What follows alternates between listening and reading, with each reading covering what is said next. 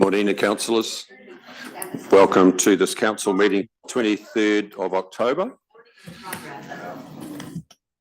In opening the council meeting, could I remind councillors and staff that this meeting has been live streamed, recorded. The recording will be made available on the Regional Council website after this meeting. And in doing so, could I remind you all, including any members of the public that are here, that the local government decision-making affords no protection to councillors, council officers and members of the public for comments made during this meeting that may subsequently be found or challenged in a court of law and determined to be slanderous. So with those opening comments, could I ask Councillor White for an opening karakia, please? Tēnā koe te tiamana me koutou hokinga me mo te kaunihira, me ngā kaimahi, me ngā me mo te hapuri, kei te mea te kia koutou he karakia poto mo tātou. Manoa mai te Māori nuku, manoa mai te Māori rangi. Ko te Māori kaiahau, he Māori tipua.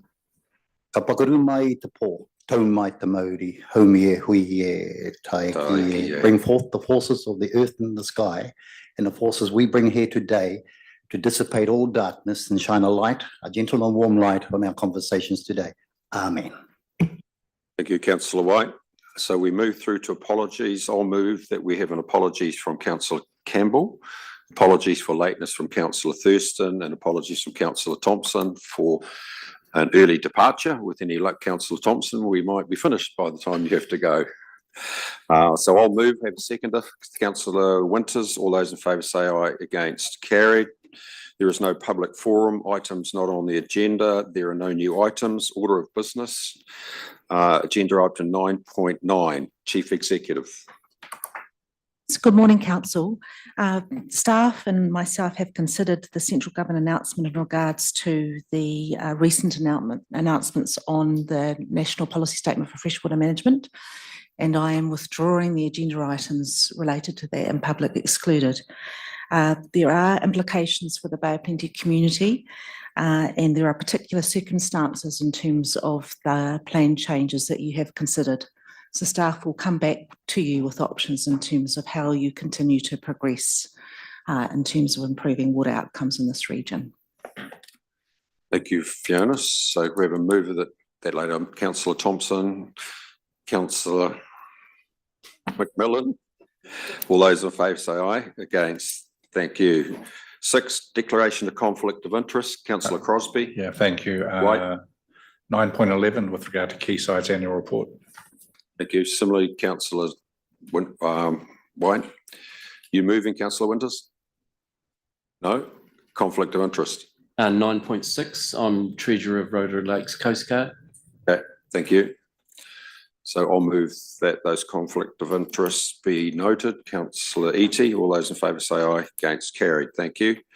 Public excluded business to be transferred into the open. There is none. Leads us through to the minutes of the Regional Council meeting on the 12th of September. Another mover and a second, Councillor White. Councillor Scott, all those in favour say aye. Against, carried. Any matters arising? Councillor Nees. With regard to those minutes, there was a resolution that the Navigation Safety Bylaw Committee be reconstituted in a short period. I'm just wondering when that is going to occur. So through the Chair, there has been a lot of discussion in terms of moving forward, and there will be an update to the members of that committee from the GM Regulatory Services. So we've been doing a lot of thinking in terms of how we can engage and resolve those issues as efficiently as possible. So the GM Regulatory Services will update you accordingly. Thank you, Councillor Nees. Anything else? Okay, next agenda item is the Chairperson's report, 9.1. I'll move the adoption of it. Just in terms, before I take questions, I must say that 10th of September, I attended the Fonterra Edgecombe community meeting. I thought that meeting was very interesting in terms of the efforts being made by Fonterra to have a joint approach to wastewater treatment in Edgecombe/Matatā.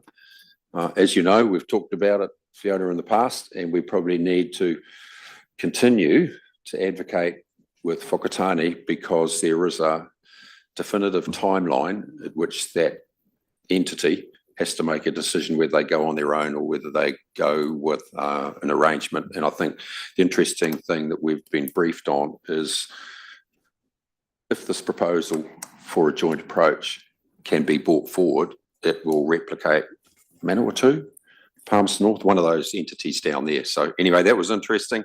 The other one which I found really good too was the Toi Kairawa presentation in terms of what they call their STEAM presentation. They actually didn't present it here, but I think it was very good in terms of their engagement with young people, in terms of getting them to elevate, in terms of work. STEAM actually stands for education, mathematics, what's the A? stand Science, for? technology, engineering. Arts, yeah. It was very good. It was a good turnout for it. Any other questions?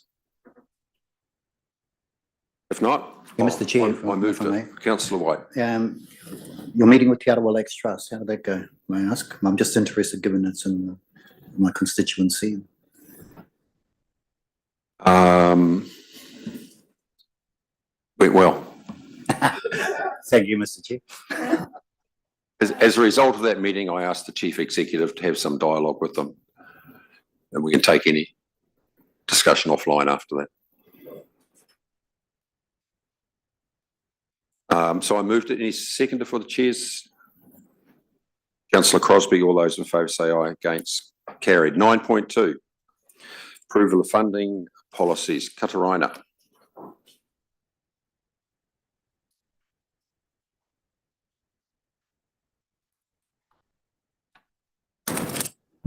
Good morning, Mr. Chairman, Chief Executives and councillors. I have Merihini here. She's the subject matter expert and the drafter of the funding policies. I have 5 minutes, so I'm not going to muck around. Right, so just before we start this item, can I just draw your attention to a little error that was made on page 3, please, in bullet point 2, goal 16. It was taken from an earlier version and it should read supporting Māori and community capacity and capability. So we unfortunately missed out community, so that's just an error on our part.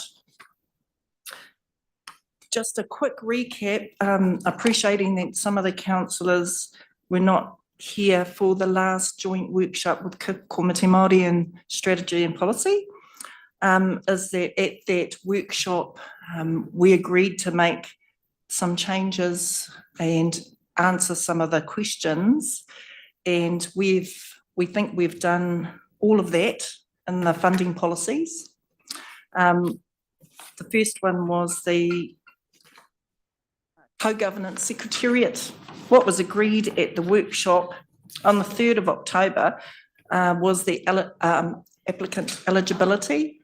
So what was agreed was treaty settlement and pre-settlement co-governance forums for applicant eligibility, and that the fund could be used for secretariat support and initiatives that support the forum to achieve their purpose. In terms of the Māori Initiatives Fund, there was discussion on that, and what was agreed, applicant eligibility. We defined that as an iwi hapu or affiliated entity or grouping or Māori land trusts with interests within the Bay of Plenty Regional Council boundaries, agreed to a 2-tier funding distribution, that 200,000 per year for 3 years would be split into 2, $150,000 contestable fund and a $50,000 for smaller grants. We also talked about the funding review that's been done with the SIFs and the VIFs. That will be discussed in detail, and staff are preparing information for you on the 30th of October. But we recognise that if there are important changes in that relate to the MIF, that we can make those changes when that is being done. So we will adjust the policies accordingly. If you have any questions, the subject matter expert is sitting right next to me. Kia ora. Thank you, Katarina. First question from me is on page 37, the applicant ability. eligibility, you've got some pre-settlement forms in there. Does that include OHIF and the Tauranga Moana pre-settlement group that we're part of? Kia ora councillors. So through the workshop, we discussed that and we mean pre-treaty settlement, which would only include Tauranga Moana Advisory Group at this stage. There may be others in the future, but they would have to go through the treaty settlement process. And that's largely due to the fact that we have legislative obligations to provide administrative support. We don't have those same obligations for other kind of co-governance partnerships like Ohiwa and Papamoa Regional Park. The Tauranga Moana isn't here? Is Yes, being it would eligible. be included. It would be one of the 6 that would be eligible to apply for funding. But it's not mentioned as one of the 6. Is it? Oh, sorry, it is, the last one, yep. My apologies. Councillor Nees. Oh, thank you. My question is around the Maori Initiatives Fund, and I was a little bit confused about the wording regarding delegated authority, and it says that it's delegated to the relevant manager or team leader.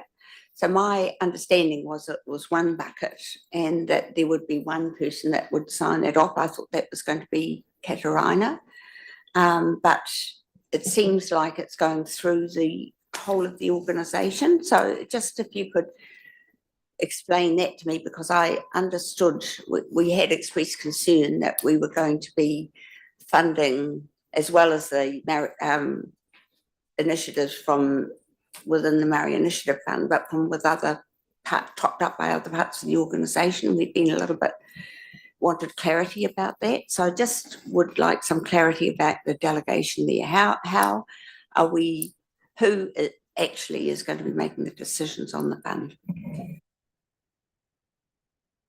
Thank you, Councillor Nees. Recognising that we have a workshop on the 30th, there is going to be some recommendations in there to keep the Māori Initiatives Fund consistent with what we already have. So staff are looking into the decision making potentially being consistent with the other ones. So it could be that it could be a council decision, for example. But that will come up when you discuss in full the funding reviews. Any other questions, councillors? Councillor Winters? Oh, just on the applicant eligibility, Katarina, the 6 forms, could we make sure it's the Rotorua Te Lake Strategy Group in the document? You're missing Te Arawa. Certainly. Okay, councillors, I'll move. Councillor McDonald has seconded. All those in favour say aye. Against, carry. Thank you. 9.3, Mr Haycock.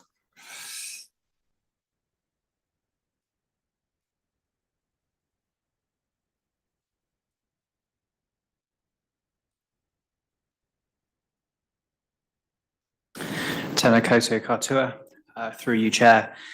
This item is around the regional tertiary commuter services that Council currently contracts, and the staff recommended option is to cease these services at the end of the current academic year. I will take the report broadly as read, but just highlight some salient points. Regional Council has contracted regional tertiary commuter services since the 2020 academic year. Since that point, these have broadly had a trial status around them. So they've been funded through NZTA's low cost, low risk fund. And they were underpinned by a funding model. So 51% funding from NZTA, and then the remainder of the funding split between ourselves and the 2 tertiary institutes, Toia Homai and the University of Waikato.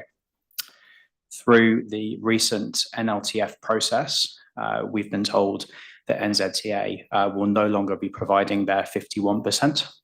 And as of today, we do not have signed funding agreements with either of the tertiary institutes.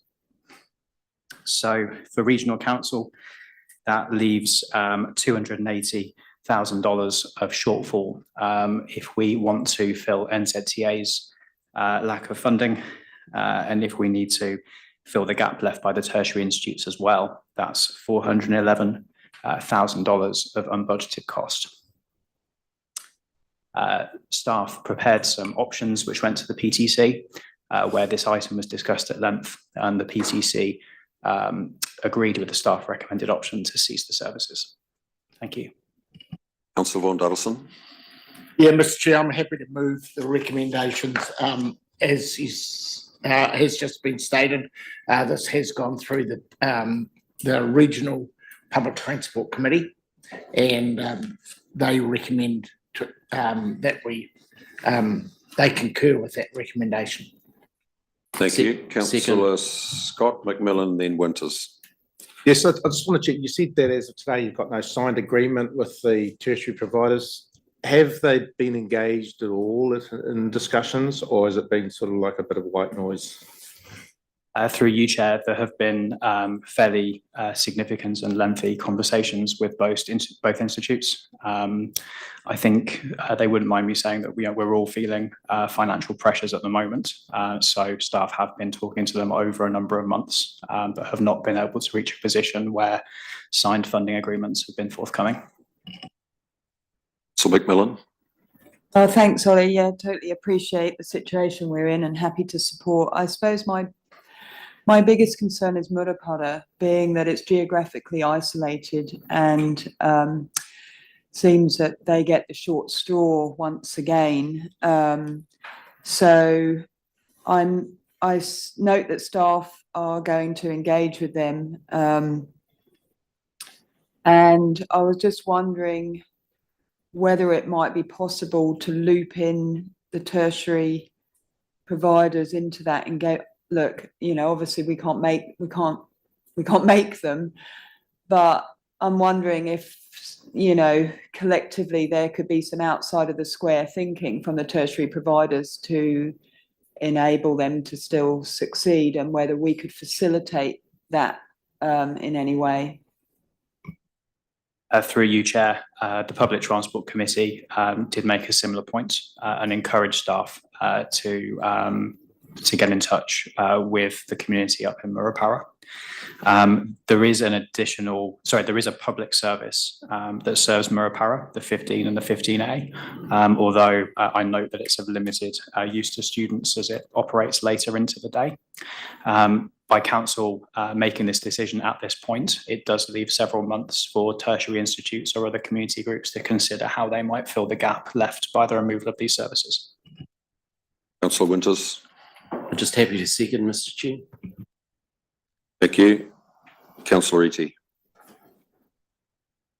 Kia ora, Mr Chair. Just want to tautoko Councillor McMillan with regards to Murupara, and I certainly would echo the sentiment that we need to try to find some out-of-the-box thinking, perhaps, and that we don't just leave it up to somebody else to find these solutions. We are the major public transport provider in the region, also with regards to the Eastern Bay and Whakatane, because if we want this region to get ahead and our sub-regions, education is part of that strategy. And this is another block for those who want to access the facilities that have been built here for the region inside of Tauranga. So with regards to Murupara, that service is no longer provided. Is it the same with Whakatane with regards to the timetable? Will we be providing some sort of service, which would be a user-paid service that would fit the timetables of students wanting to, say they're halfway through their degree at Waikato? Are they now forced to get in their cars, or is there a service that they can pay for that we will be providing to gain access to the campuses here in Tauranga? So through you, Chair, it's a bit of a mixed bag in terms of how useful the public services are for students, given the times of day that they operate. So for some part-time students, there might be alternative public transport options to travel. However, it is likely that students will have to consider other modes of transport in many cases. What I would say is there is precedent for the tertiary institutes providing privately contracted services. They do that in a number of instances within the Bay of Plenty, as well as providing private links between Waikato and the Bay of Plenty. So if there is a significant volume of staff and students that need moving around, there are a number of cases where they contract their own services to serve that market. Bye, thank you for that, Ollie. Could I ask that we keep a line of sight somewhat on the progress of that so that we stay in the mix with regards to the solution for, I mean, we've been very innovative with regards to the on-demand transport services in Tauranga. I think if there's any other innovation that we can participate in, I would strongly support that. Thank you. Thank you, councillor Evie. Councillor White. Yeah, and I have a great deal of empathy for the rural communities in this particular situation, and particularly Murupara, that I know very well, the people from there. I understand, Oliver, that you may have made contact with them to have this conversation. Have you made that contact yet with some key players in Murupara to alert them to this situation and what the potential opportunities might or might not be? Through you, Chair, yes, we have. At the direction of the PTC, we have explored options to go up to Murupara. We've been working with Whakatane District Council to try and get onto the Murupara Community Board to talk to them. So we're awaiting a response from the chair of that board. We're hoping to be invited to speak at their meeting on the 18th of November. And just another follow-up, in terms of the innovations around transport, do the tertiary institutions consider sort of a reflection on greater online connections with tertiary students? You know, there is a move in different tertiary education systems to really go online more, to limit the level of travel required, and then put that into the particular program. Is that conversation ever happening from your? Through you, Chair, not my direct area of expertise, but I think it's fair to say that the education sector is in a period of transformation in terms of the opportunities of online learning. However, I'm aware that anecdotally, a lot of these people are accessing more applied vocational study, which does require a degree of physical attendance. Councillor Crosby. Thank you, Chair. I did note that the utilisation rate in year 2019-2020 was 4%, and it got up to 16% in the current year at a cost of $43.52 subsidy per passenger. And you have to ask the question, you know, was that a good utilisation of the resource? But I do support what Councillor Iti said and others, that with our skills and knowledge that we should engage with that community to see what other alternatives there could be in terms of travel planning. You, Councillor Crosby. So it's been moved by Councillor Von Duddleston and second by Councillor Winters. All those in favour say aye. Against, carry. Thank you. Summerhill Charitable Trust 9.4, Mr. Howard and Mr. Engel.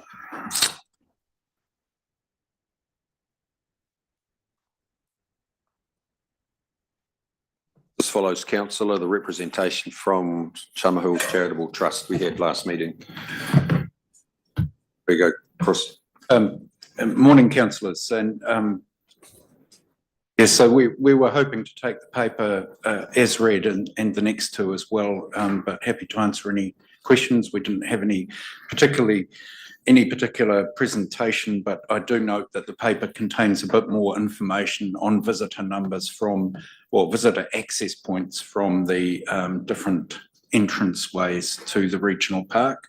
I think 8.4% numbers come through the Summerhill car park entrance way, and there's also some data, and apologise, it's very hard to see the detail of that, but on year by year increase in numbers to the park. Page 72. Thank you. Okay, so we'll take it as read. So I see the staff recommendation is to decline this, but there's provision or a suggestion made that the underspend in the Community Initiatives Fund could be transferred to this particular activity if that's what councillors want. In the absence, or if the staff recommendation is adopted, the surplus or the unallocated amount in that Community Initiative Fund would go where, Fiona? Savings. Yes, that's a normal approach. It goes into your reserve funding that can be allocated to other services. Councillor McMillan. Oh, yeah, Morena, yeah, I do support that, moving it into the regional parks activity budget. I'd like to put a motion that we go for 2B in the recommendations. And noting number 4 there, request that Te Urupu, the decision-making entity for the regional park, progress a partnership agreement with Summerhill Trust. I think that's an excellent idea, and I do have concerns that if we go back and say, well, we're not going to give you any funding, but actually we want to develop a partnership agreement, so let's sit down together and sign something up. It just doesn't, it's not in good faith in terms of developing an ongoing partnership into the future. I totally support supporting them and enabling them, not giving them the whole, not the whole fund that they're seeking, but having some skin in the game with that car park upgrade. It's actually a sort of, it's a no frills upgrade, but it will enable significantly more cars to park there. As we know from the figures, from the data, people regularly access our park from there. So it is, many people see it as one regional park. They don't necessarily know where the boundary lies. So I think we do need some skin in the game with this, and totally support moving to B and all of the other recommendations. Thank you. Thank you, Councillor McMillan. So it's essentially a transfer from Sustainable Bay of Plenty to this activity, isn't it? The funding. Yep. Councillor Thompson. Yeah, Chair, to you, Chris, why was the regional fund not considered?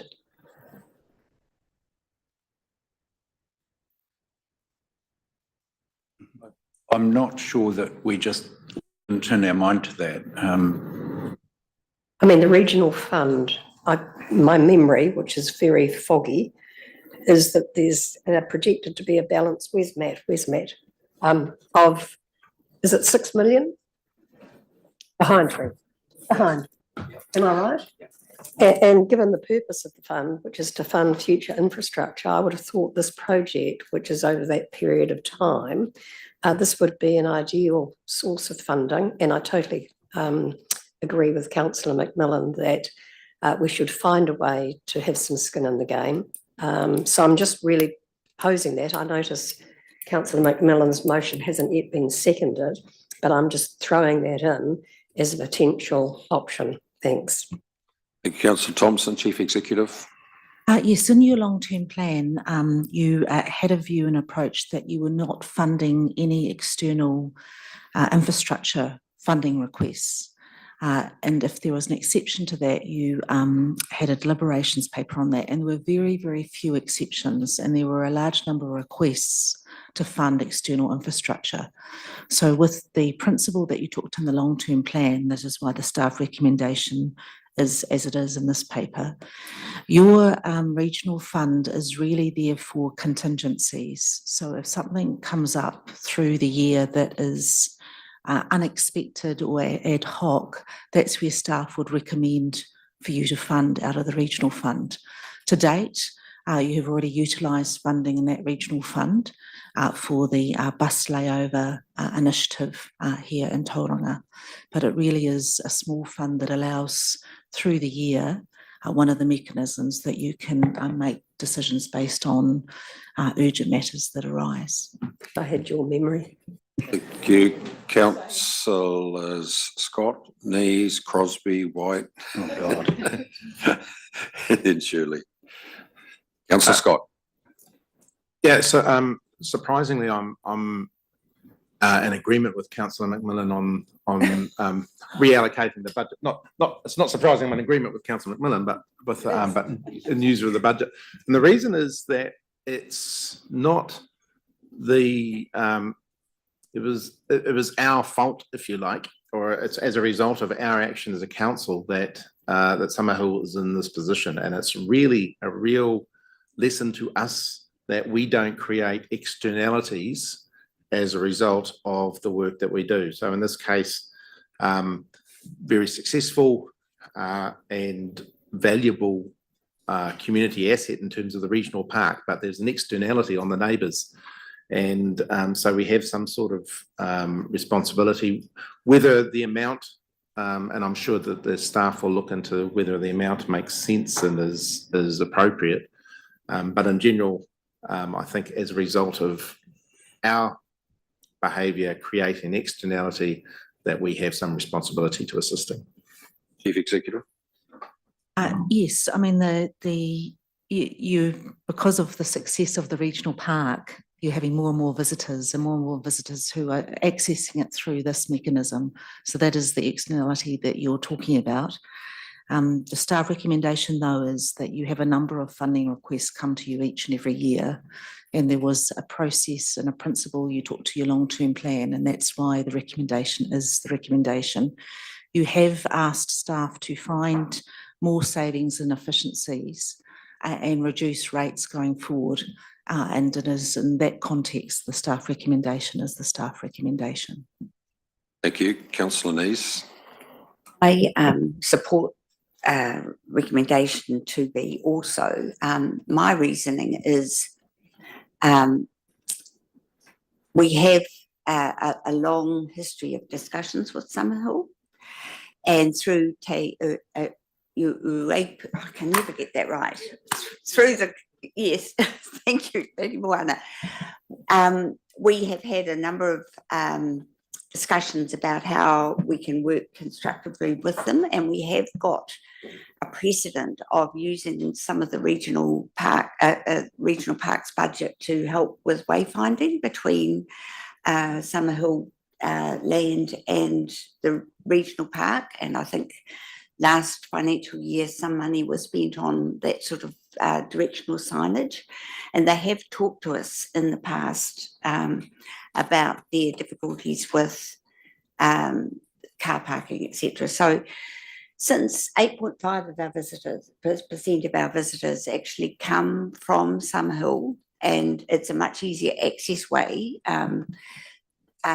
for people that are perhaps less fit or less agile, I think this is a worthy exception to our policy in this instance. The money is no longer needed by Sustainable Bay of Plenty. I think we are getting double benefit. We're helping someone that we've had a long relationship with, but we're also being able to find a really worthy place for the funding that's no longer needed in a way that benefits the community. So I support 2B. You, Councillor Crosby. Thank you. I do support the comments that have been made. And I was a former trustee of Summerhill some time ago, so I understand where it's coming from. To me, the important part is both a partnership agreement. We've been floundering along for some time now with an informal relationship, which is difficult for both parties, and this is, I think, an example of that. I do support the transfer of the underutilised resource back into the regional parks budget, and then onto Summerhill to assist with their car park. The other issue coming up, of course, is the 8.5% is probably an old number. What has happened is Tauranga City Council have closed down Oropi mountain bike trails for some time due to logging and other things, and that undoubtedly will put more pressure onto Summerhill. The other issue, which I've raised a couple of times, is that Maua also is under enormous stress and from people traffic. And what we're observing informally is more and more people, which is good, are starting to use Papamoa Hills as an alternative. And so, yes, Fiona, I do accept the staff recommendation was the right one. But when you overlay that with a range of other issues, I'm quite prepared to support this transfer. You, Councillor Shirley. Thank you, Chair. I'm very sympathetic to the comments and aspirations. Who couldn't be? But the process and principles are important, and I think the advice from the CEO, you know, we're struggling with the long-term budget. We're saying that we're aghast at the rate increases that we're facing. We've instructed staff very clearly to make savings and make cuts, and yet every time they come back or there's another proposal, we worm and squirm and buckle and go belly up. And it's just every time we do that. And it's just a question of discipline. And, you know, we can't run like that. Because there'll be dozens more, exactly the same. Yes, it's very desirable, very aspirational, but you can't have it in both hands at the same time. So I'm afraid I can't support B. I go with the staff recommendation. Thank you, Councillor Shirley. Councillor White. Kia ora, Mr Chair. I totally support this and I disagree with Councillor Shirley. There are moments when we do need to look at the value that has been created for community. And in this particular community, in this particular project, from what I've seen as it's evolved, it's been very inclusive of community of iwi, has got a very solid base. And it's already proving itself as being successful in terms of visitor numbers. So with all of that said, you know, I'm very supportive of number 2. And I understand that Councillor McMillan moved a motion, was moving a motion in her wording. And I'm going to second that motion that we approve number 2B. So Councillor White, Councillor McMillan and a second by Councillor Nees has moved that we adopt 2B as the preferred way forward. From what I've heard around the table, that would appear to be the consensus, apart from the advice of Councillor Shirley. And I'll come to you, Councillor Von Duddleson.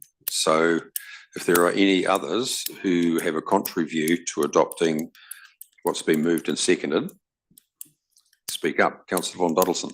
Yeah, thank you, Mr Chair. I've had a long relationship with the Blakely family, and so I'm very empathetic towards this. However, it has to be remembered that they did not submit to the in the long-term plan for. They did? Well, remember, that's what happens. Me and Mr. Doesn't matter. But I have to concur with Mr. Shirley, unfortunately, that we just have, well, unfortunately, because I do empathise with the Blakely family and the wonderful value they've added to our community. But, you know, we have to put a stop on these things. You know, we just continually do it. And Mr. Shirley, Councillor Shirley is absolutely right. We do it every single time.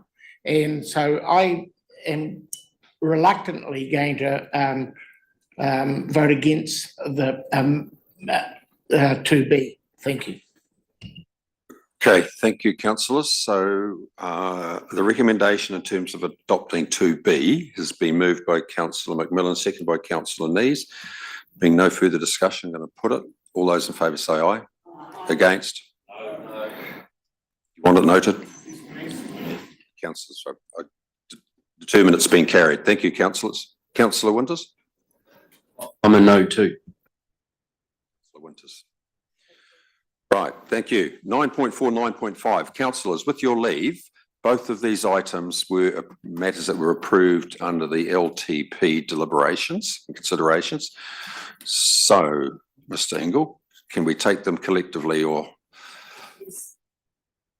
Yeah, thanks, Mr. Chairman. Yes, happy to take those papers as read. And Graham and I are here to answer any questions that you have. Right, we'll take them both together. Councillors, Councillor Crosby. Happy to move. My understanding is the key reason it's here is because of a delegation issue more than anything else. Yes. Exceeds a delegation, so happy to move. Right, move Councillor Crosby, second Councillor White. Any further discussion? Councillor Winters. Oh, just on page 95, Mr. Chairman, there's a few blanks for Rotorua Lakes. Can I inform the committee that there were 40 rescues in the last financial year with 60 people coming home on Rotorua Lakes? There's a few zeros there. I don't know why they appeared, but I just need to make the record straight from Rotorua Lakes Coast Guard. Thank you, councillor Winters. We'll do that, councillor Neese.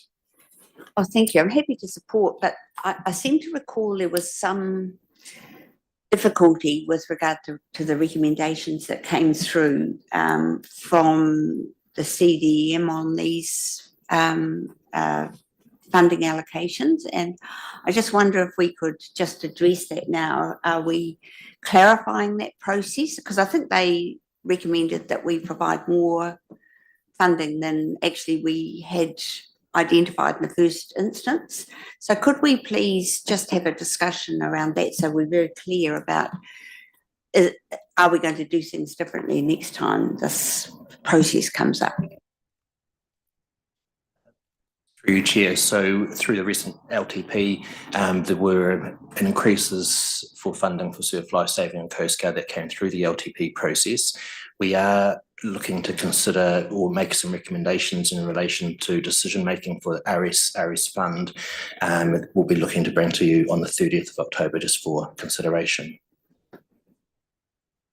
Thank you. Right, councillors, it's been moved and seconded, both of them. So we deal with 9.5, 9.4. All those in favour say aye. Against, carried. 9.7, updated financial delegations. Just in it. Sorry, so, because you didn't say 9.6. Oh, sorry, what did I say? Sorry? I took them both together, 9.5 and 9.6. That's Oh, what was moved. it's just you, sorry, it's just that you said 9.4, 9.5. Oh, sorry. Yeah, I it just should have I just had a question about the surf life saving, Yeah. if I may. been- Yes, you may. So look, I'm not putting a spanner in the works or anything like that, and it's an organisation that I fully support. My question is around our alignment with strategic framework. So we've got it ticked as future ready communities, and I'm just trying to understand in what way does surf life saving. I get it with Coast Guard because we've got more extreme weather events, we've got boats out on the ocean, you know. But with surf life saving, in terms of us being absolutely disciplined about staying in our swim lane, I just want an explanation about how it ticks the future ready communities, because it's something that's been going on for many, many years. Fantastic, I fully support it. I just have that question, that's all.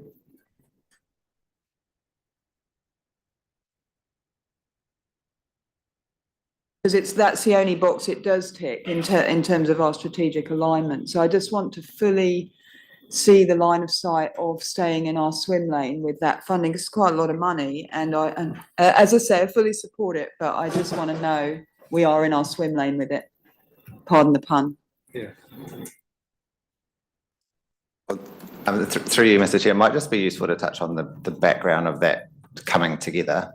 And so the history was that the territorial authorities collected rates and provided some funding for these sorts of services. A decision was made as part of the 2021 long-term plan to consolidate that and do that on behalf of the region. And I think that's the narrative around fitting in our swim lane and doing it on behalf of the region so that it's an efficient and effective way of collecting and allocating that funding. So it's more of a collaboration of a service that happens region-wide as opposed to being our direct strategic alignment, really, in a sense. I think that's fair. Yeah, and perhaps it aligned better with the safe and resilient outcome from the previous long-term plan. Yeah. But the staff view is that it's appropriate to continue. I'm not denying that. I just want to be, we're being fully disciplined about staying in our swim lane, and I just wanted to query it. So, yeah, thank you. Okay, thank you. So we'll move through to 9.7. Welcome, Monique. My question here is when councillors read this and says that the group controller has unlimited financial delegations, the alarm bells start to go off. But in defending that position, because that's what's in the recommendation. But when you go to the exercise of that function, I think the belts and braces approach is in the last paragraph there. So for those comments, I'll hand over to you because it should be fairly straightforward. Thank you, Mr. Chairman, and once again, happy to take this report as read, and Monique and I are available for any questions. Councillor Nees. Just a question, who ultimately pays? I understand the unlimited delegation is so that in an emergency, funds can be immediately available to respond.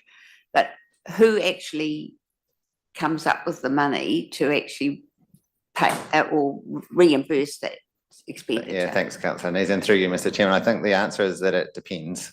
It depends on what that money is being spent for. So often in many of the responses that the controller will be in charge of, that money is able to be recovered from a variety of sources. I would think in a minority of situations that it would actually need to come from the regional council. Any other questions, councillors? Councillor Crosby. So an emergency goes through different stages. The response is the first stage, which is limited. If the big bill comes into recovery, this is a completely different issue. Correct. Thank you. Right, on your hands, councillors. Councillor Crosby moved, Councillor McMillan seconded. All those in favour say aye. Aye. Against, carried. Thank you, Yeah, could Monique. I- Thank you, Ruben. Could I just ask well, it's pretty non-related, but there's significant government reform intended in terms of emergency management. So is all of that reform information going to this committee, and what are they doing with it?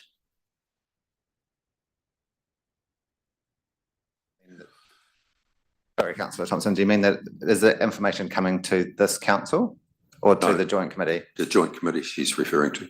Yeah, so I think the joint committee is keeping a pretty tight watching brief on those changes at the moment. We did have Minister Mitchell come earlier in the year and talk about his intentions for that reform and withdrawing the previous reform. And also the network of controllers across the country is involved as well as watching. My issue, Mr. Chair, is we need a home for reform initiatives. No problem with obviously this committee, but something needs to happen so that the entire council and community is informed and there is a reform home there we can get an overarching picture of the plethora of reform that's underway. That's my point. Thanks. Thank you, councillor. Yes, so my view would be strategy and policy is the home for all the reform. And in regard to the reforms related to civil defence emergency management, there is the special interest group that's involved with this. And for the regional sector, they're looking at it as climate resilience.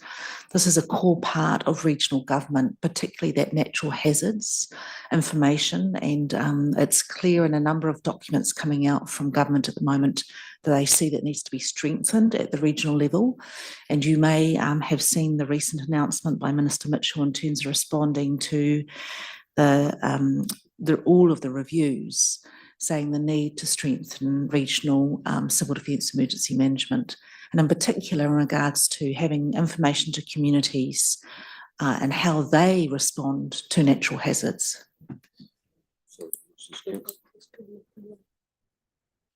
Right, councillors, no further discussion. If not, I'll put the resolution. All those in favour, aye. Against, carried. Thank you, councillors. Can we go to 9.10? Myron.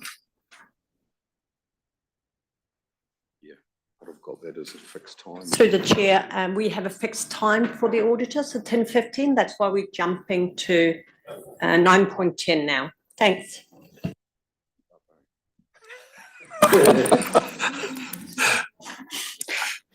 Welcome, Neil.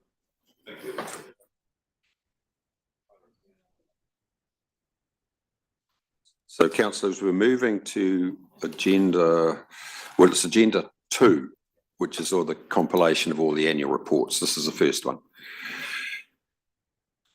Mario, Chair and councillors. So the purpose of this report is to present the final annual report for council to consider for adoption. And we have members from Audit New Zealand here to take any questions you may have in relation to the audit process and the audit opinion. The report outlines the performance of council from a financial and non-financial perspective, with sections 2.1 and 2.2 of the report providing you with variance explanations on both performance fronts. In relation to the other elements that the report is looking for council approval is in relation to the capital spend and carry forward of those capital spends from last year to this year and to next year, excuse me, and also consider and approve deferral of proposed expenditure, capital expenditure from this year to next year. So those are the two key elements that the report is looking to consider, and also council noting the rates remission stats for the performance at the end of the year. Mr. Patrice, any comments, please? Thank you, Mr. Chair.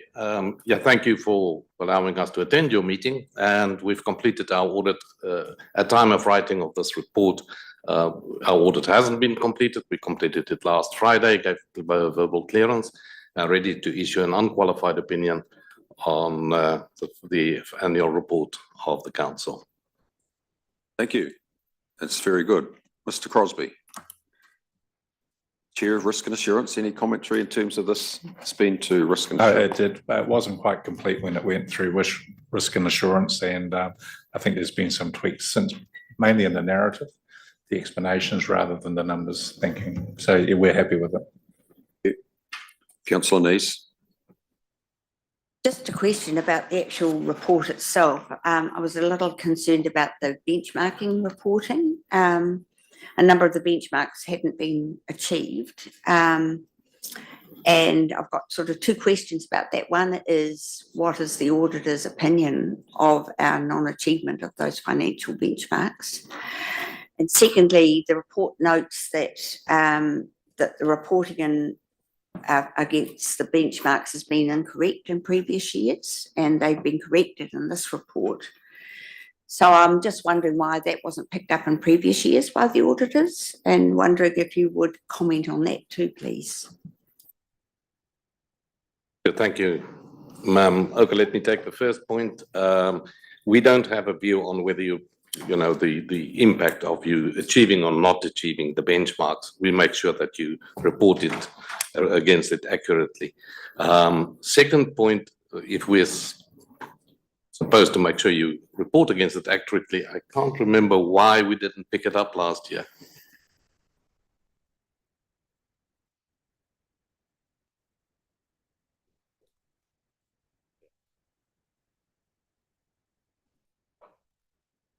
Through you, Mr. Chair, just responding to councillor's question. Each year we look at the financial prudence benchmarks. Yep, the legislation has not changed in that space. Each year guidance comes out in terms of clarifications from the OAG, from our PPG.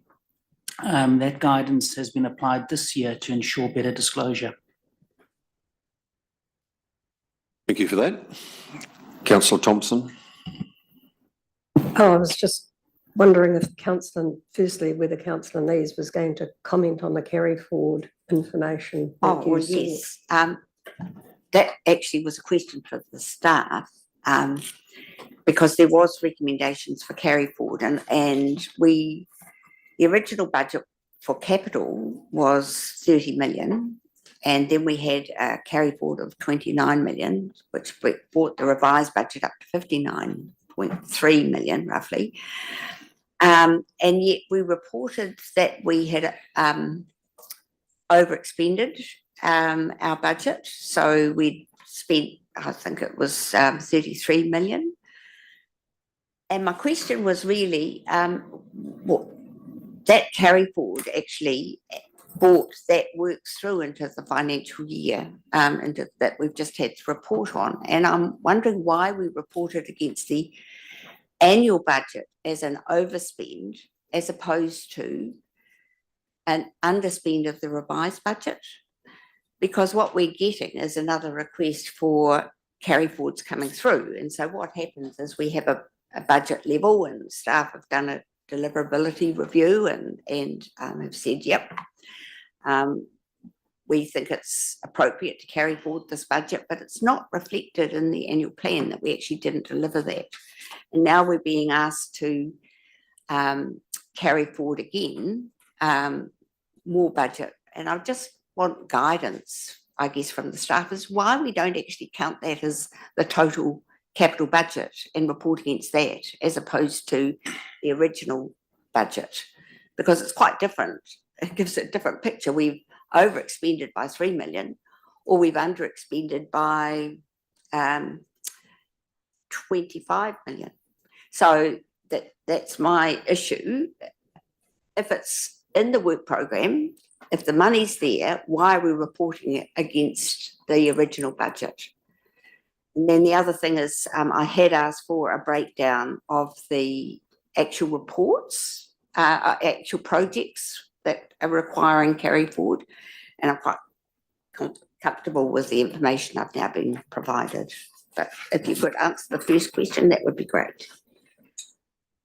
Through your chair, if councils would recall through the LTP and prior annual plan processes, in response to councillors' questions around the council's ability to deliver to capital budget set through these planning processes, there was a spending limit that was conveyed to council around 30 million. And that was based on assumptions around what council could realistically deliver to that. So that was a spending cap as opposed to a program delivery cap. So essentially, based on circumstances that permeated through the year around the ability to deliver, it was a spending cap target that council had committed itself to deliver to. So the 30 million is the spending cap is what substantiates the 30 million spend budget in the annual plan. The capital carry forwards reflects the changes in circumstances on the ability to deliver what was programmed in the annual plan and changes to that for reasons coming to light that particular components of that program couldn't be delivered and had to be deferred to either this year or the following year. But at the same time, there was efforts made to spend in other parts of the program that was not specifically specified in the annual plan to ensure that work was still continuing to be delivered in line with trying to meet that 30 million spend. So that is in essence the rationale behind the recommendations put forth here in relation to two elements. One is carry forwards of the capital program and also deferral of work from this year to next year. One could argue that if we've got a physical ability to deliver 30 million, that we should be then reprogramming work so that we cut our capital budget to ensure that we're able to deliver it. But I actually think it's a bit of gobbledygook, and I would actually like audit and risk and assurance to actually look at this as to our process with regard to capital budgeting. Councillor Nees, Councillor Thompson. Thank you, Mr. Chair. I have three matters, two to staff and one to the audit. The first one, and I'm so grateful that staff recognise that I am technologically incompetent and need this hard copy, and so grateful to you. So thank you, Tawna, I really am. I mean that sincerely. The first is the 0.9 million write-off in unpaid rates penalties. Is that a fairly normal annual figure? It's on hard copy page 10. So that's in expectations with what the rates team would have expected in terms of remissions. Would that be a fairly normal level? With council taking that function on recently, there's a trend still to be developed on that. So that's at the start of that trend. But again, that's not considered to be abnormal given the nature of the rating base for council. But that will reflect is it 5 years or 7? 5 years? 5 years write-off that's being brought forward from the TLAs in terms of our allocation of regional. Oh. Yeah. Gotcha. So that's that's reflecting, and that'll take another 3 years to play out, right? Thank you, Mr. Chair. Now, to use councillor Nees's expression gobbledygook, on page 11, there's a comment near the bottom of that page that we've maintained strong liquidity cover and significant borrowing capacity, da-da-da-da-da-da-da-da. Then it goes on to say this approach also offsets risks associated with our high debt levels and our exposure to Quayside perpetual preference shares and expansion plans. I'm confused. What is that actually saying? So that's saying that council has a borrowing ceiling, and based on the level of investments it has and the level of borrowing that it has, that it is well within that prudential borrowing ceiling. But also highlighting there are risks within that level of borrowing, but it is still well within the prudential borrowing limits and also allowing sufficient borrowing headroom at the same time. Sure, thank you. And Audit Office, we're all familiar that yesterday the government expressed concern about Wellington City Council's position, which appears in the light of day to be in relation to how it's managed the lack of ability to move to the local waters done well. Clearly that's an issue for a lot of councils across the country. Don't answer me if you can't, but are we expecting some Office of Auditor General direction and guidance for councils on this? Because it seems to me to be quite a problem around the country. Thank you. Thank you, ma'am. You're quite right. It's going to be a problem across the country, not, individual councils. So I can't speak on behalf of the Auditor General, but I expect, as in the past, that they will come out with some guidance. And I think, Leon, the big exposure regional councils have, because we don't invest in underground assets, is essentially our flood schemes. So you will note, Councillor Thompson, that the reserve level in the Wakatani, I think it was, no, Rangitoki River scheme, Tarawera River scheme is really quite high. So the issue there is, where is the intergenerational component going into future years? Is that being fairly spread as opposed to being reclaimed? Because they wanted some accelerated debt payment, didn't they? So I think that's our biggest exposure as regional councils. Anything else, councillors? Otherwise, moving. Happy to move the recommendations on page 4, Chair. Moved, Councillor Crosby, seconded Councillor Scott. All those in favour say aye. Aye. Against, carried. Thank you, Leon. Thank you, your team. Thank you. Right, 9.8, Mr. Groom. Let's back to agenda 1. Kia ora, councillors. This paper is to support you in a discussion around filling vacancies on 3 groups at the moment, one of which is formally council appointed, one of which is appointed by council by best practice, and one of which Mount Quality Air Working Party is a less formal arrangement. Thank you. So, councillor, essentially the rationale here, where there was a member that was the alternate, that member then, in terms of Councillor Thompson's position, that alternate then moves up to fill that vacancy, and there's another alternate appointed. Right, Mr. Groom? Correct.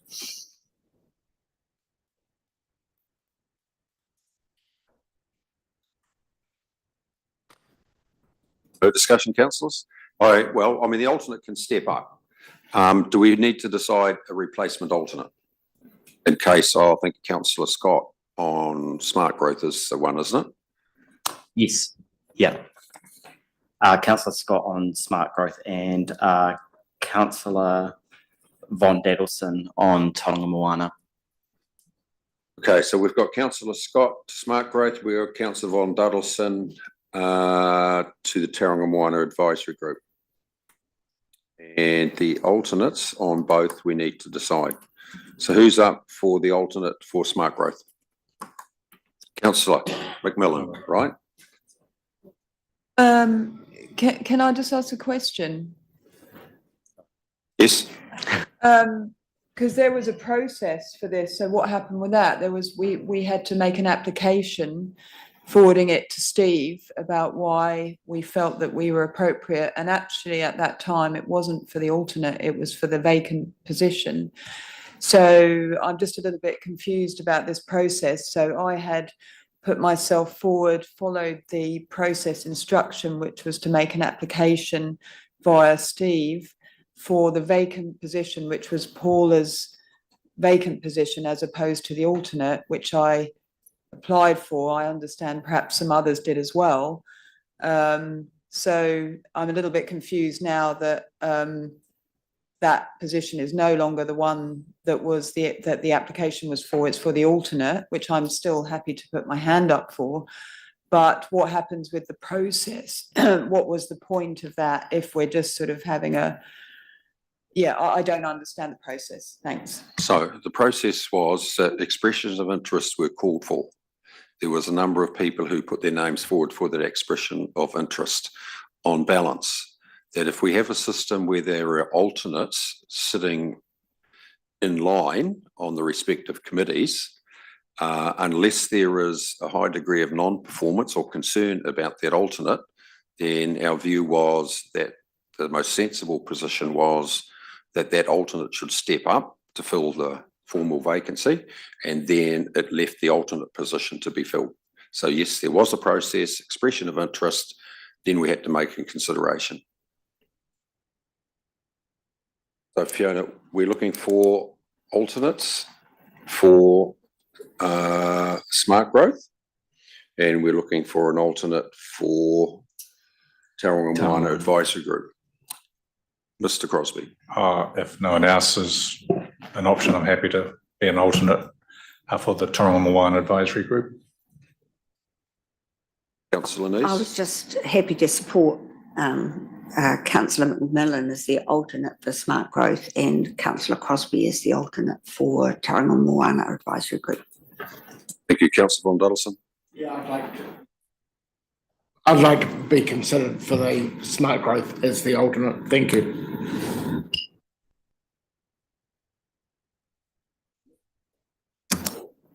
Okay, councillors, we have two people interested in being the alternate for smart growth, being councillors McMillan and Von Duddleson. Therefore, we will have to go through a process to decide who you want. We can either have a secret ballot or you can have sudden death by raising your hands. Councillor Thompson? Secret ballot. Right, councillors, could you take a slip of paper? Two candidates for smart growth alternate. Mr. Groom will collect. You just need to write one name, so it's either going to be McMillan or Von Duddleson. And we'll endorse Councillor Crosbie. Or when we get to the formal resolution, Councillor Crosbie is the only one holding his hand up for the alternate for Tauranga Moana.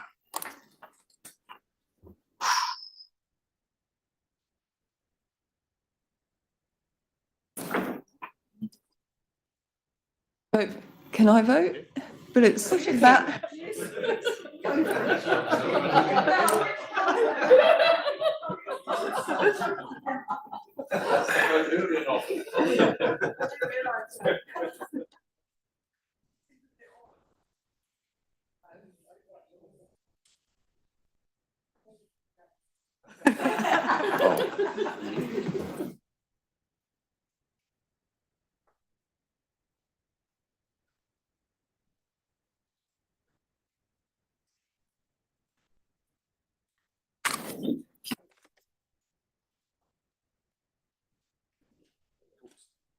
Make sure you haven't got 15.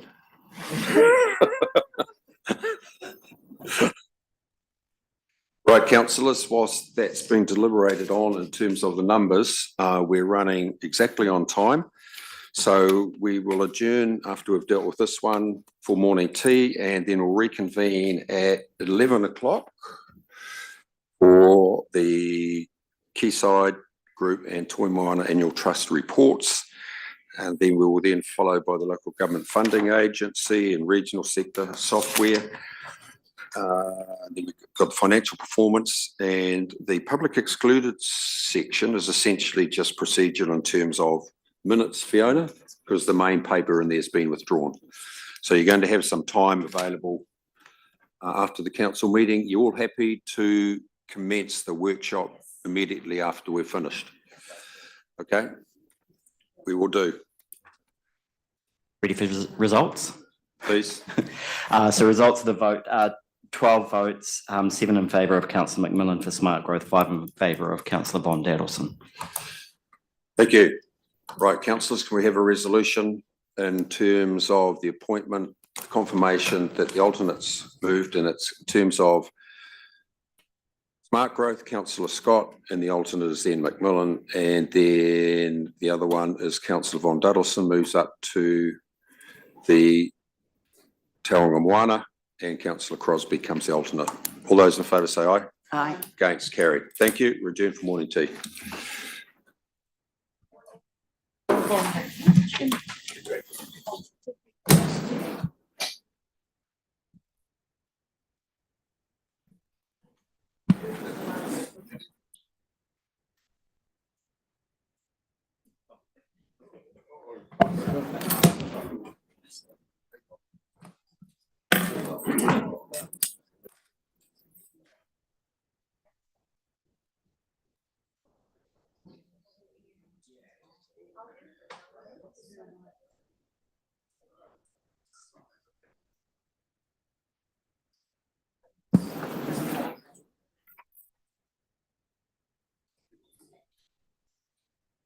Okay.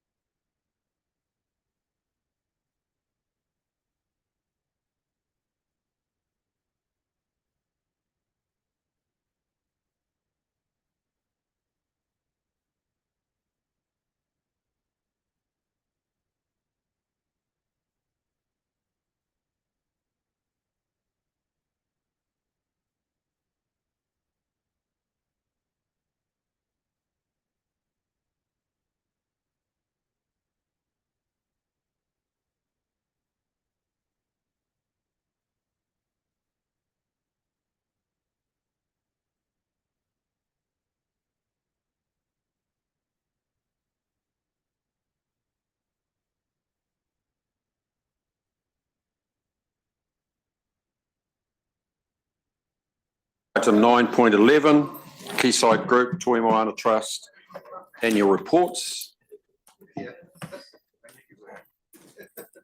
So could I welcome Mark and your board, Mr. Winteray. You don't have to sit in the stalls. I'm sure we can find a seat up there for you.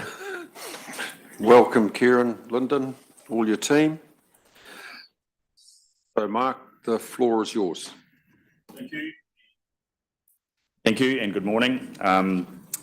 Appreciate the opportunity to share our results with the council. I think we'd describe the last year as successful, exciting and full of change. And today we'll highlight some of those changes and then move into the results and very quickly talk about the future ahead of us. The goal that the board and management have reset for our company is to be a high-performing company. And to do that, we've had 2 strategy sessions together with management, aligned on what that would look like and then how are we going to get there. We've reconfirmed that we're an intergenerational fund, and that's really important, and the council reconfirmed that back to us last month, which was excellent. We're refreshing our corporate settings. Now, obviously, the Port of Tauranga decision is the big one, and we'll clearly work with yourselves on that. But there's a lot of things that we can focus on to be future ready under any scenario that comes our way. And primarily, that's around simplification of our portfolio. We've made some tough decisions. Venture capital is not working for us. We're exiting it. Some direct private equity, not good. We're hauling them in close and giving them a very good piece of advice, in our opinion.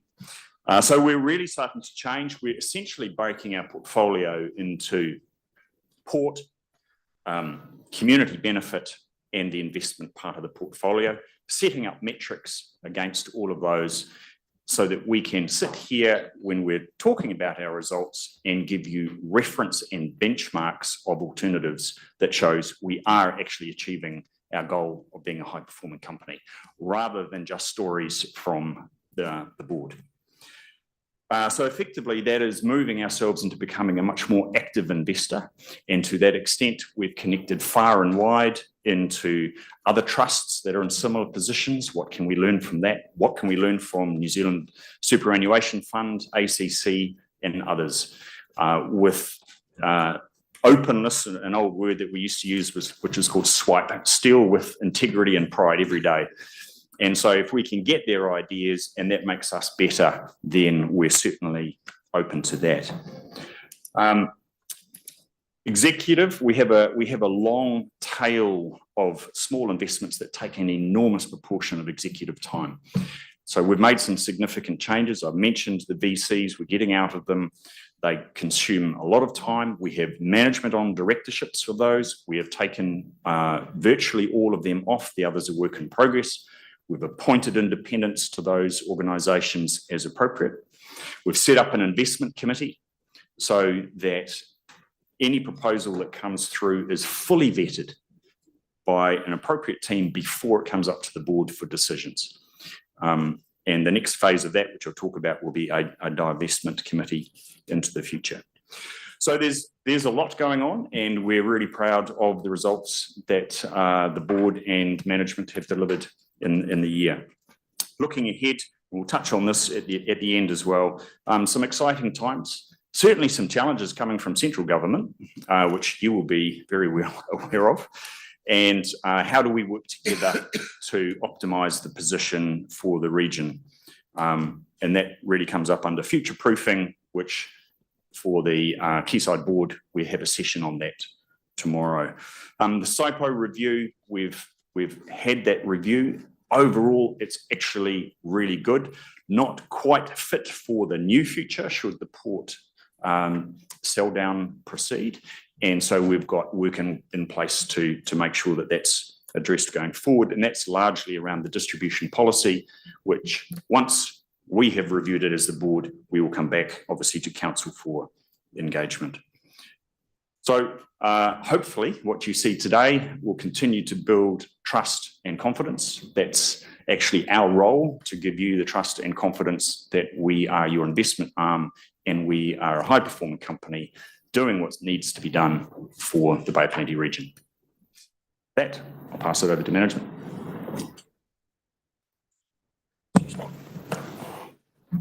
Okay, so I'll take you through the audit process this year, which was a very different one. Our first year with KPMG as our auditors. So the port published their financial statements on the 23rd of August, and we followed on the 29th of August.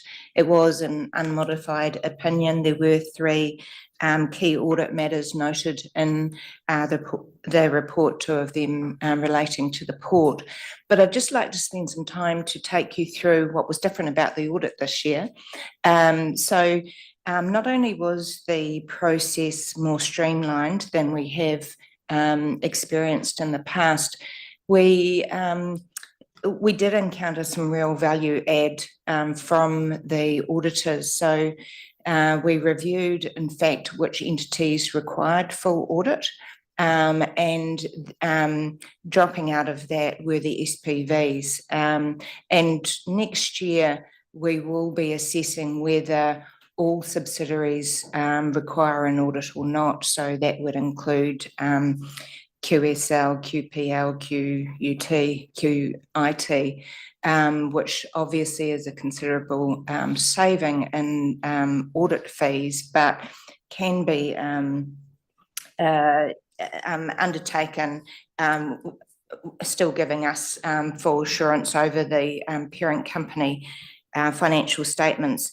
Two other initiatives that we're looking to bring in the future is simplification of the disclosures. There's quite a bit in there that probably doesn't need to be there, and probably more significant is just looking at the accounting treatment for the port. So currently that's on a consolidated basis, and whether that goes to an investment entity approach, so in at fair value, that would substantially simplify the process and the end result. I think that the financial statements would be far more user friendly and useful information for the user. But that's a process that we're working through that has been somewhat complicated by the fact that the audit partner at KPMG has changed out. So we will have a new audit partner next year, which is not ideal, but the rest of the team is staying in place. So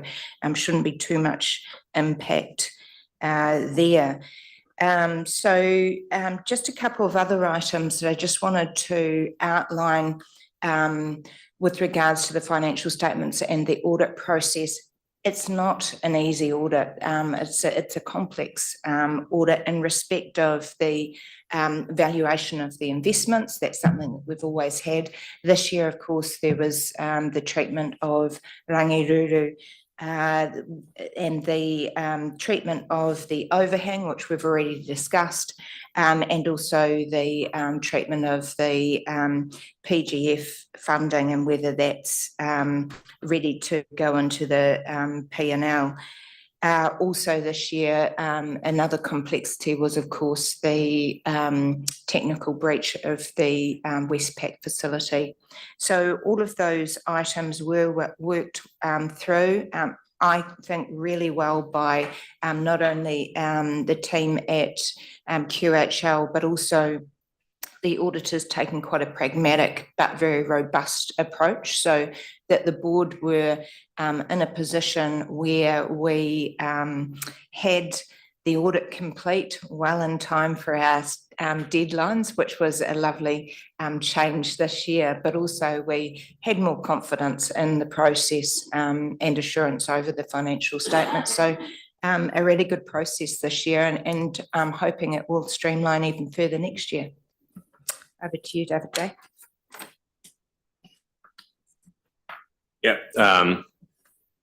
Morning, everybody. 2024, as anticipated by Kieran, has been quite a particular year, and it was characterized by some specific and significant extraordinary items that we had to assess, namely the treatment of the Rangiruru Business Park overhang, And the second was, again, the PGF funding. On a normalized basis, we have produced a result of $58 million. When I say normalized basis, it's basically the result adjusted by those two big impacts. So $21 million from the overhang and $10+ million the other way around, affecting the investment activities. Important to show that for 2025, we expect now a $71 million profit on a normalized basis. And we still expect 2025 to be a challenging year that we have to navigate. Despite conditions being slightly improving, we will still have to pay attention to manage the markets in an appropriate way.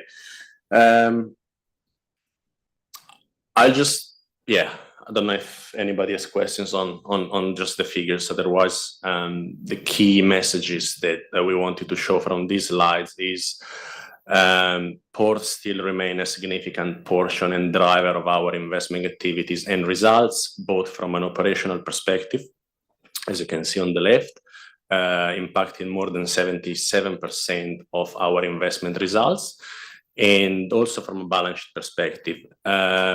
We have, yes, lost almost $1 billion from port shares fluctuation in the last 5 years, but it's still worth indicating that in the first 3 months of this year, the port share prices increased to a level that brings us back to $2.2 billion.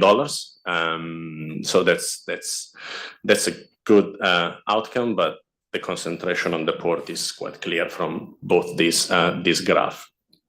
I don't know if anybody has questions on that.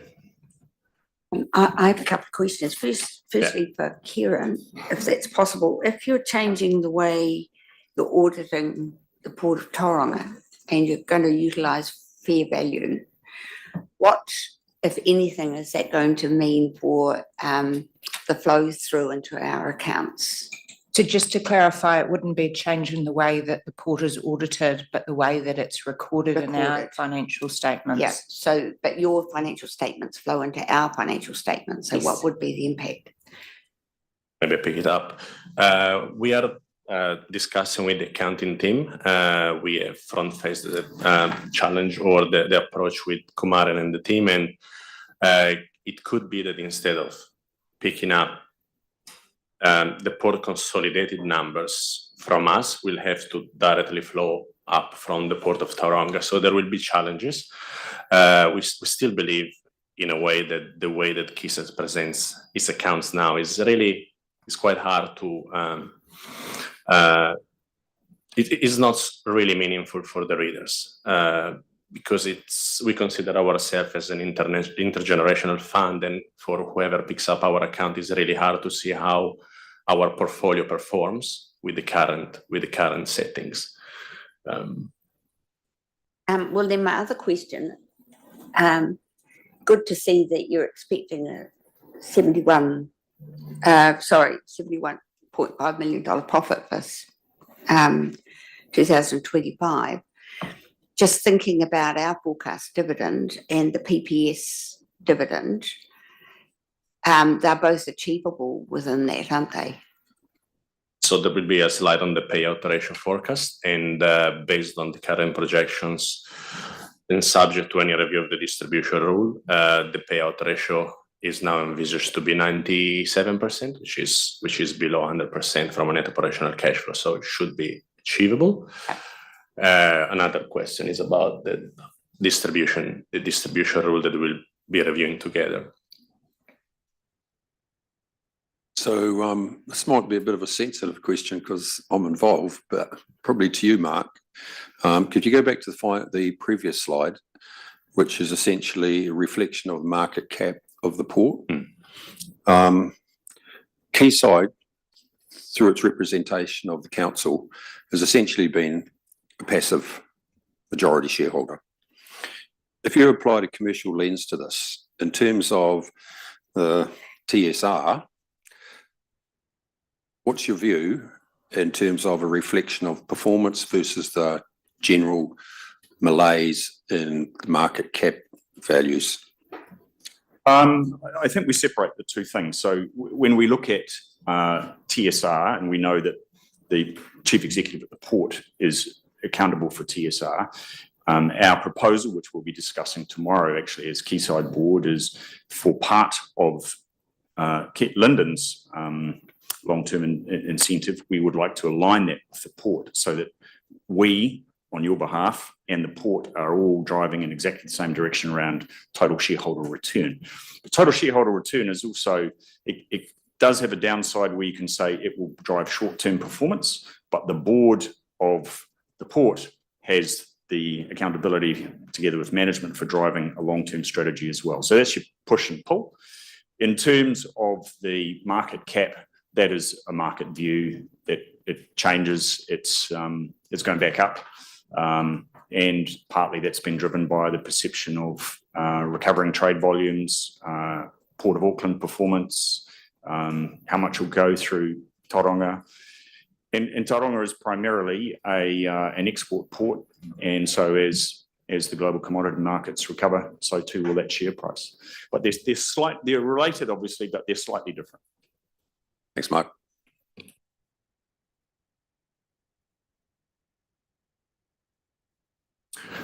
Just continuing with the financial performance and payout data.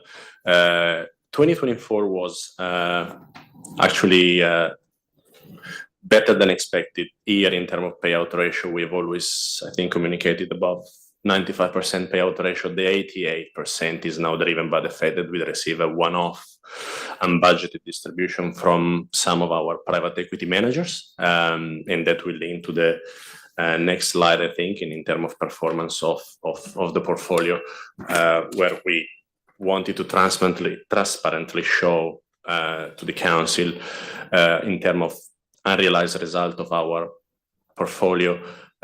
We have performed quite well across all the asset classes except for direct private equity. And this is in alignment of what Mark mentioned before. We analyzed the whys and if we still have to be invested in this in the future, and there will be actions that will be actually taken in order to improve our performance in this regard.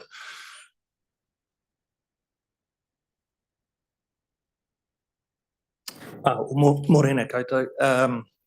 Thank you, Davide. I do realise that Leonard was in here about a week or so ago and has presented this, so to avoid replication, I won't dwell too much on it. But look, there are some key things I just wanted to emphasise. Firstly, it is great to see the lift in share price recently. So that has stemmed a bit of a trend that we've experienced over the last 3 to 4 years. You know, the financial aspect, it was certainly a game of two halves. Second half performance on the back of improving trade volumes certainly saw a lift in profitability. I think, you know, the key things that stand out for me, the balance sheet remains incredibly strong. Operational performance continues to improve. And like ourselves, some of the subsidiaries inside the Port of Tauranga have certainly had some tough times, which is flowing through as well. Focusing in on 2025, certainly some optimism just given what's happening in the general market. And I think, you know, one of the things that really is flowing through from the conversations that we're having with the executive is a stronger focus around return on invested capital. Maybe picking up on a little bit of the point raised by the chair is, excuse me, the return on invested capital is quite low. So there is some real opportunity, I think, to continue to drive performance, whether that's through uplift in price, continue improvement in margins, but also looking at the full stable of assets that sit on the balance sheet and whether some of those are of strategic importance and the benefit of that from a long-term perspective, or could they be recycled to potentially be reinvested elsewhere? The last comment I will make, it was great to see from a social licence perspective the ongoing improvement in environmental measurements that was, I'm sure, was shown to you by Leonard a couple of weeks ago. Just reflecting on our non-port portfolio, I think this graph is very much designed to demonstrate that we have Quayside has performed above that of the benchmark and also that return hurdle. As you all are aware, that return hurdle of 7% on a rolling basis is something that is currently being reviewed, and that will be made more visible to the council and in due course as we start to bed down our new SIPO. I think it's important just to reflect that this performance does exclude any special dividends that were received by the Port of Tauranga. So we've tried to net that out to give you as much of a transparent view around our performance as we possibly can. And as to Mark's point earlier, we do want to increase the level of transparency we can provide you as our shareholder around our ongoing performance going forward. The 2024 results does include the impairments that we've shown in previous slides around the PE Direct portfolio, and that also of the Rangiuru overhang, which it's clearly we've had to take a 100% impairment on that. The results do include Rangiuru. And I have articulated some of the financial challenges around that. And we've stripped out the Provincial Growth Fund, the PGF money as well, again, to try and get as much clarity as we possibly can. Maybe just a bit of an update on some of the recent transactions that we've undertaken. We have sold out of the Vault. For those that know that property, that was what we're deemed now to be sitting outside of our strategy. Small in nature in terms of the value, and we didn't deem it to be of strategic importance going forward. And very much this is around recycling some of those positions and reinvesting into more conviction plays, such as we've articulated in the past around Tauranga Crossing and the Hamilton Street investment. And to Mark's earlier point, there is a huge amount of activity taking place and around our focus on the direct investment book. Yes, it is taking a lot of management time, but we feel that's really important. In some respects, this is trying to get ahead of where we, see the opportunity to reinvest not only capital but also management's time going forward. Toi Moana. Look, I got a couple of key points there. The portfolio is tracking ahead of the benchmark. Important to note that since in the last 12 months, those drawdowns have been of the volume of 3.6 million. And so, what I can comfortably say and proudly say is we've delivered to the SIPO requirements that was approved back in November 2023. And there's certainly a very strong level of collaboration going on between JB Ware, our manager, and that a key side. So, just an important a graph to say that we're delivering absolutely in line with the SIPO requirements. Rangiuru. Look, there is some really positive news. I feel that from a resourcing perspective, this continues to absorb a fair amount of management time. I think whilst we have impaired the financial overhang this year, again, I just need to reconfirm that we still have more impairments to take going forward. So, I guess in terms of managing expectations, that will flow through into at least the next 2 years' financial accounts as well. Development taking place, on program and inside budget. If you've had the chance to get to be out there, I'd love to be able to host you soon because roads are about to be laid. And we've had street lights now going up. So, the development is really starting to come out of the ground. So, it is quite an exciting stage for us all, I think. The interchange is due for completion in 2025. I can report that safety on site has been fantastic, and you've got to be a bit careful about sort of talking too much around that, in the sense that I don't want to give us the kiss of ill fortune, but the focus around health and safety by the team has been first class, and I'm thrilled to be able to have played a role in that, and long may that continue. Hopefully you've heard and maybe read some of the marketing material over the last 2 to 3 months, whether you've been on Koru flights or Air New Zealand flights, or you've listened to Mr. Hoskins most morning. This has been quite an intentional investment around really bringing Rangiuru to life. And has it all been worth it? I'm sure what you're probably wanting me to articulate. We do have several contracts in the finalisation of with the lawyers, put it that way. So we are finalising those contracts. The due diligence period of those typically range between 30 and 90 days. So I don't want to get ahead of myself here. And we need to be very cognizant of the fact that our counterparts often want to keep this quite confidential. But I'd like to, give you a high degree of confidence that there are 3 sale and purchase out in the market with largely agreed terms. So hopefully come sort of late January, I'd be in a position to make that market announcement, and we would be moving away from selling a dream to selling a reality. Kia ora, Lyndon. Probably a question that's not quite part of your report, but at the recent Mount Air Quality Airshed Forum Group meeting, one of the burning issues that was being raised there is whether or not Rangiuru Business Park would be an ideal place for management retreat with some of those industries located in the Mount Air Quality Airshed area.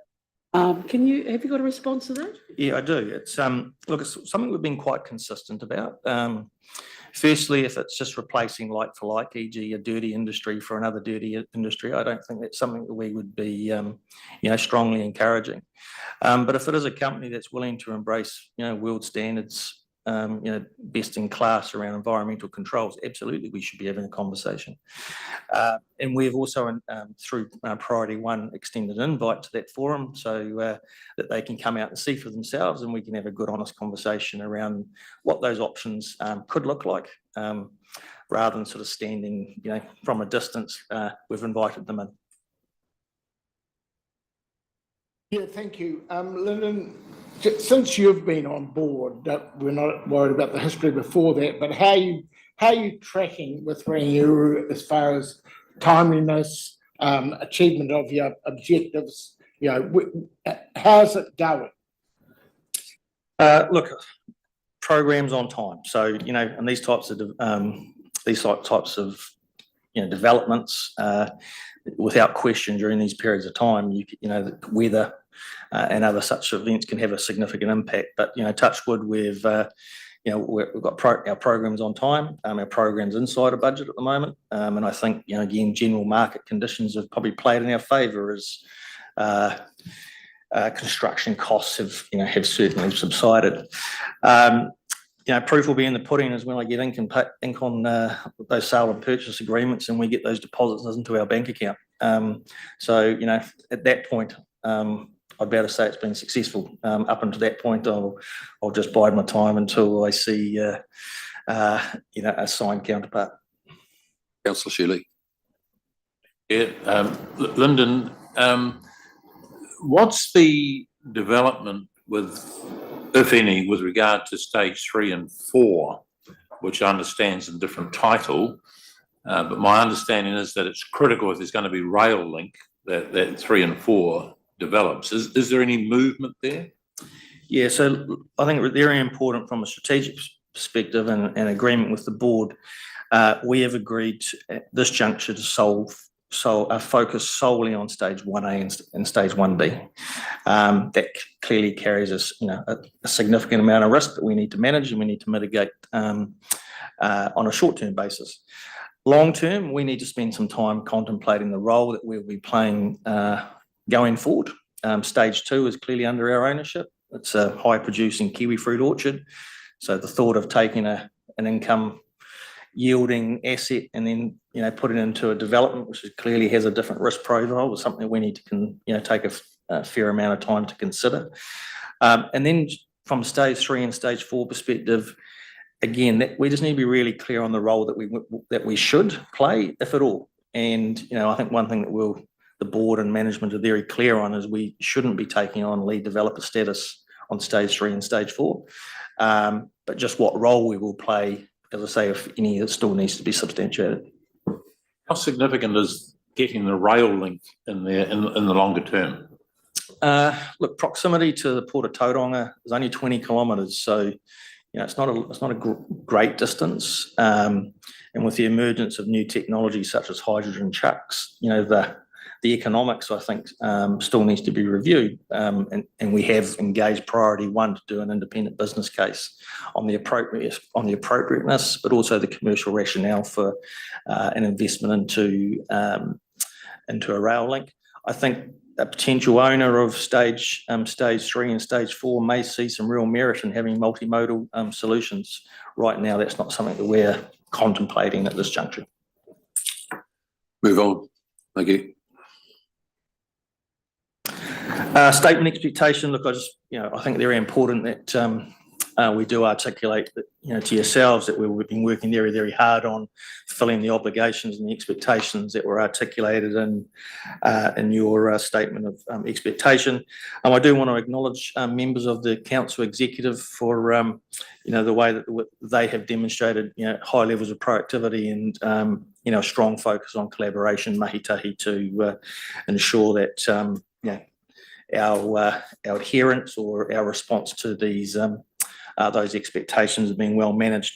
I think it is important just to articulate, though, that the distribution policy has been put on hold.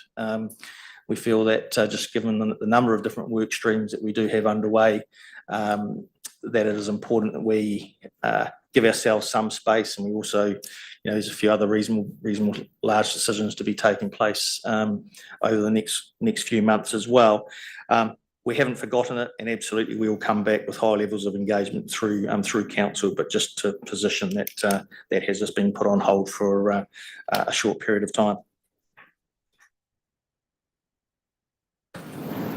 From a strategic perspective, Mark mentioned that we have had two strategy days. I think there's just a couple of key takeaways that I'd just like to reinforce. Very much focused around building on a high performance business and what underpins that. Mark spoke to the fact we want to be very transparent about our results.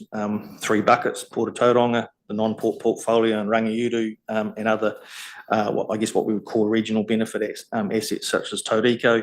So 3 different pools of investment classes, if I could use that language, because we want to be able to demonstrate to you that we have, and to the wider community, the levels of success or not. So that's something we're very much focused around delivering on.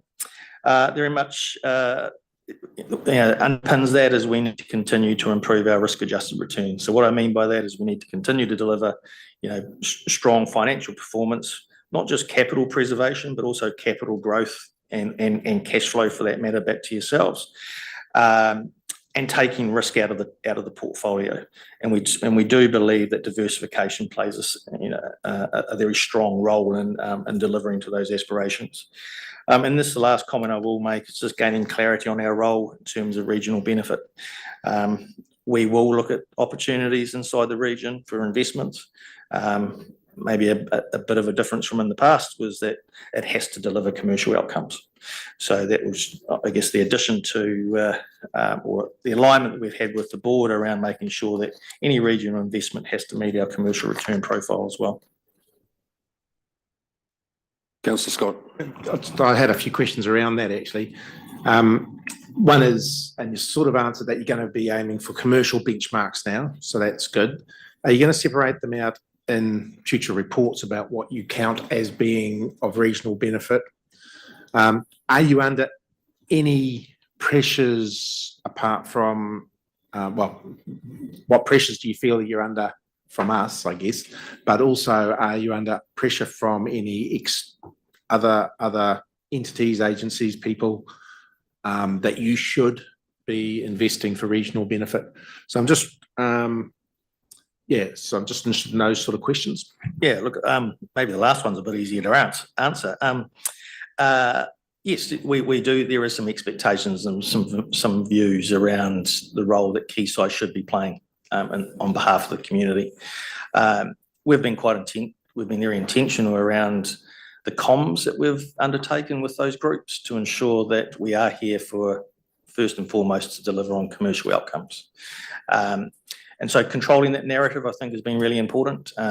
Is there still work to be done around that? Absolutely. But that is something we've been quite intentional In respect of your first question around council involvement, you know, we are all a part of the same group. You know, I guess you could say we're joined at the hip, and you know, partnerships is essential. Yes, there are times when it means we do have to have, you know, brave conversations with each other as, you know, executive to executive.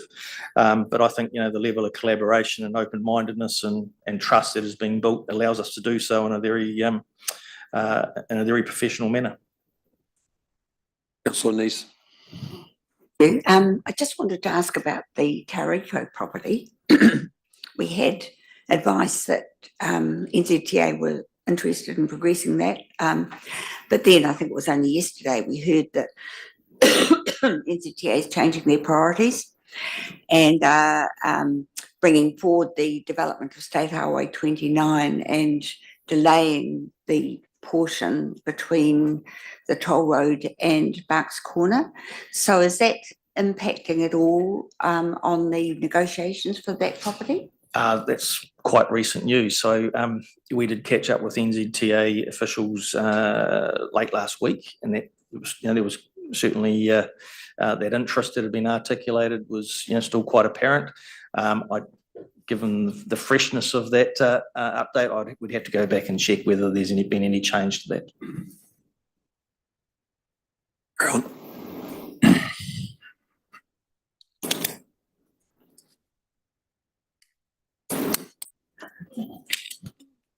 Yeah. So this year has been a challenging year, really interesting on the environmental, social, and governance perspective, and is characterized a lot by the work that we have done on climate-related disclosures that we will have to issue before the end of this month. If I can bring to you a big takeaway from the work that we've done is overall KeySight is well positioned in order to manage the exposure to climate risk and to leverage opportunities. But one big thing that is also our concern, and we need to be conscious of, is the concentration of the port is really relevant in consideration of managing climate risks. One big acute event in the region could effectively be really detrimental to KeySight performance and hence to the ability of KeySight to distribute to the council and preserving capital value. This is not too much difference from any other investment sort of related risk management thinking. The transition plan and how to approach our non-port portfolio will be developed, and the port will be developed during the fiscal year 2025. So by the end of next year, in line with the requirements of XRB. And also we have started and will be reporting this year on scope 1 and 2 emissions from KeySight. And we are fully aware that scope 1 and 2 are not very material in consideration of the nature of our company. But for 2025, we will have to start also including scope 3 emissions, category 15. And from next year, we'll be also audited on the carbon inventory that we'll have to issue to the markets. I think that's all. I would just. Oh, sorry, Can I just wrap up, particularly on the CRD side of things? You know, that's a pretty thorough and detailed report, but I think it's important not to get lost in the detail. This has been a huge amount of work for David Day in particular, and I must say, it's by far the most authentic and robust process around climate-related disclosures that I've been involved in across my governance portfolio. So I do commend David Day on that. But yeah, so notwithstanding that huge amount of work, actually what this work is all about is understanding the impact of climate change on our organisation and the impact of our organisation on climate. And when you understand that, the byproduct of that is a more resilient investment portfolio, which has benefits obviously for the Bay of Plenty Regional Council at whole. So I just thought it was important just to wrap up, just to outline what that work is actually all about and where it adds value. Thanks, Kieran. Councillor McMillan. Oh, thank you. Yeah, just in terms of the leveraging climate opportunities, strategy and portfolio. So strategy, I totally get, you know, things like the resilience of potential divestment, et cetera, but in terms of portfolio, do you have, in terms of leveraging climate opportunities, are there things in mind, just out of interest, are there things in mind that you have on your radar that in terms of portfolio? So if I can respond, like we have done a lot of 2024 climate related disclosure has been integrated with the port being 80% more of the portfolio is then indicating to us that we had to work with them and understand what's their position. We are concerned and we were interested in understanding what was their exposure and what their opportunities that they were like exposed to. And as an example that we can take to this table, one of the, and maybe Fraser also was involved from the port level is, for example, there is this trend of operators having to use bigger ships in order to reduce the scale and the intensity of carbon emissions. And one of the things that we can say is that the Port of Tauranga is really well placed in order to welcome bigger ship, probably currently the only one in New Zealand that is actually welcoming those kind of ship. And that provides kind of leverage towards the fact that decarbonization means bigger ship from operators, and Port of Tauranga is both the capacity and further as consent in order to even have a deeper draft in order to be able to welcome those. That's one of the opportunities they're exposed to. Yeah, I kind of get from the port side, I suppose, in terms of portfolio, I was thinking from that slide that you were from the in portfolio, terms of a broader portfolio, sort of except aside from the port. Yeah, that's a good question. And year 2025, when we look at transition plan, it will be key for us to.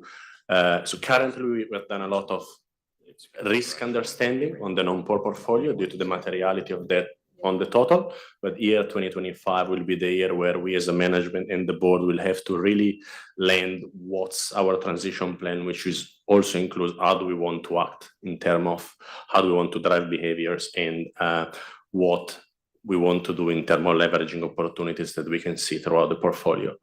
We're really focusing on being meaningful on that. We just for your benefit, Council, we have recently undertaken a couple of new private equity investments into one domestic fund, and we're subject to board approval tomorrow. We'll be taking one out of Australia. The level of due diligence we do around their carbon position or their ESG is something we spend a lot of time focusing in on. One of the things I think ultimately we'll need to land on is just how far do we go? E.g., do we just want to invest purely into green, or are we going to play a role, which is I think the real opportunity around supporting companies undertaking or very committed to that transition. So that is something that is an ongoing conversation we're having with the board, and that needs to be articulated through that responsible investment policy, which is yet to be bedded down. Councillor Thompson. Well, thank you, Mr. Chair. Just a few things. Firstly, an overall bouquet. I just think there's been a palpable change in direction, which must have been quite challenging. But congratulations, and particularly Lyndon, your style, which appears to me to be a very open and transparent one, is very, very much appreciated by this council, but to the entire board and staff, a bouquet. And never again, I hope, would we ever have to wade through that amount of accounting. Secondly, just a recognition that as an organisation, you had two significant losses in Ross and Sir Warren Parker. and our thoughts and condolences are shared with you. I think congratulations, Kieran, to you and your team for what seems to be a really good improvement in terms of the audit process. And I know a heck of a lot of work must have gone into that. So congratulations to you for that. I have two questions. The first is, how does Quayside go about comparing the cost of running itself with other investment entities? That's my first question. Yeah, look, so that is something, the cost to serve is something that we have reviewed. And we've even taken some independent advice. Actually, I'll be honest, I took some of the old work I grabbed out of Tainui on how to articulate it, because there is a bit of a science to this. We just need to be really clear that, we have, when it comes to things such as regional benefit projects such as Rangiuru, that there is a level of investment that is required from both, from people. So we're trying to strip that out. From a total portfolio perspective, we're fine. We're well within benchmarks. But that is something we're going to continue to actively monitor, because I think going forward, that is the type of transparency and evidence you need to be taking a whole lot of confidence in, is that we're not over-engineering our business and that we are fit for purpose. So without question, we won't back off on that information. Lyndon, excellent answer. My last question is, do you have a bespoke tool or tools to monitor on a daily, regular basis your investment performance? Not on a daily basis.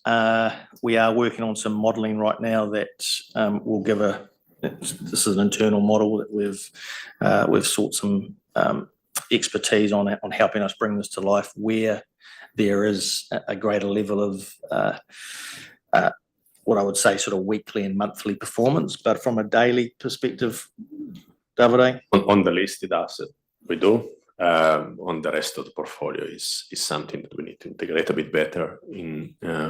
Is a different time frame that we will need to use in order to track the private investment portfolio returns. And we will need to see if we need a daily. Probably it's probably not really meaningful to have a daily monitoring of the private investment, but on the bigger size of portfolio, which is the listed asset, we do. Thank you. About three more, Mark, Lyndon, or sorry, I cut you off at two. Look, just I thought it was worth highlighting to the council just the trajectory of our engagement scores with our team. It's something I'm particularly focused on. And, building a high performance team is, you have to have the right people doing the right things at the right time. And I feel that we really are continuing to make some important strides. Are we the finished product yet? No, but I'm absolutely committed to ensuring that we are. And aside from the fact there's a couple of decent looking photos of the team, this is very much, and our board is just to again re-emphasise that I'd like to hope the council can take a high level of trust and confidence around our commitment to delivering on the aspirations of our owner. I think good-looking photos are a relative term. So just to summarise up where Quayside is at the moment, we have a clear picture of what we want to look like in end of 2026 when we grow up. And now we're working back to bring that strategy to life. Most strategy, as you know, fails through implementation. And tomorrow we have a discussion. It's already been through the People Committee. This is a big piece of work that Fraser has led, really around alignment of our portfolio and our incentives, and really getting that transparency and being able to measure and tell you from both a reference at one end, one bookend, if you like it, two people on a laptop running Quayside, what would that look like versus our performance against other professional funds, and where do we stand in that range so that you will have transparency at all times. So that's our discussion tomorrow. I won't presume that we're going to get approval. There'll be lots of discussion on that, but that's our preferred direction of travel. There are things we've talked about. The SIPO largely in the review has gone very well. It does flag some future issues, which largely come back around the distribution policy to make sure that through the good times and the bad times, we can always meet your dividends. And so we will need to engage internally and then come back to yourselves around that. Lyndon and the team do a fantastic job around connecting with peers and other engagement advisors. We've got management off these companies. We're putting independence on them. We have an independent on our investment committee, very, very high caliber. We're in the process of looking at establishing a divestment committee. Again, we would bring in expertise if that's all approved, really just to bring the best in class we possibly can into Quayside so that we can execute and become that high performing company we so desire. Future proofing is on our agenda for tomorrow. The government's moving in strange places. We need to make sure we've got options back to you so that you can make the choice as to how you want to play that card going forward. So in summary, I think I speak on behalf of the board and management. It's actually really exciting and fun. There's some big challenges and we're leaning into them. We're not leaving anything unturned. And so we're owning that and it's good. Connecting is really the key, connecting with yourselves, connecting with other advisors, connecting with iwi, connecting with the local community. And it comes back to one of my favorite sayings, which is if you want to go fast, go alone. If you want to go far, go together. And we're in this together. So thank you. Thanks, Mark. Thanks, Lyndon, Fraser and Kieran. We won't keep you from going and doing the prep for your rather important meeting tomorrow, I would think. But I think it could be summarised, the comments that Councillor Thompson made, generally the view of the council. I mean, this is a high trust, high confidence model, and you've certainly come here over recent times and given us that level of high trust and confidence in what you're doing. So well done. And we look forward to your next interaction in terms of what's in front of us. And thanks for your team.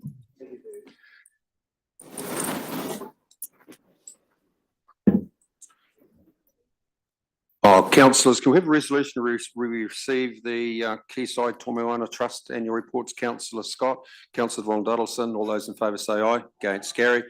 Thank you. 9.12. LGFA.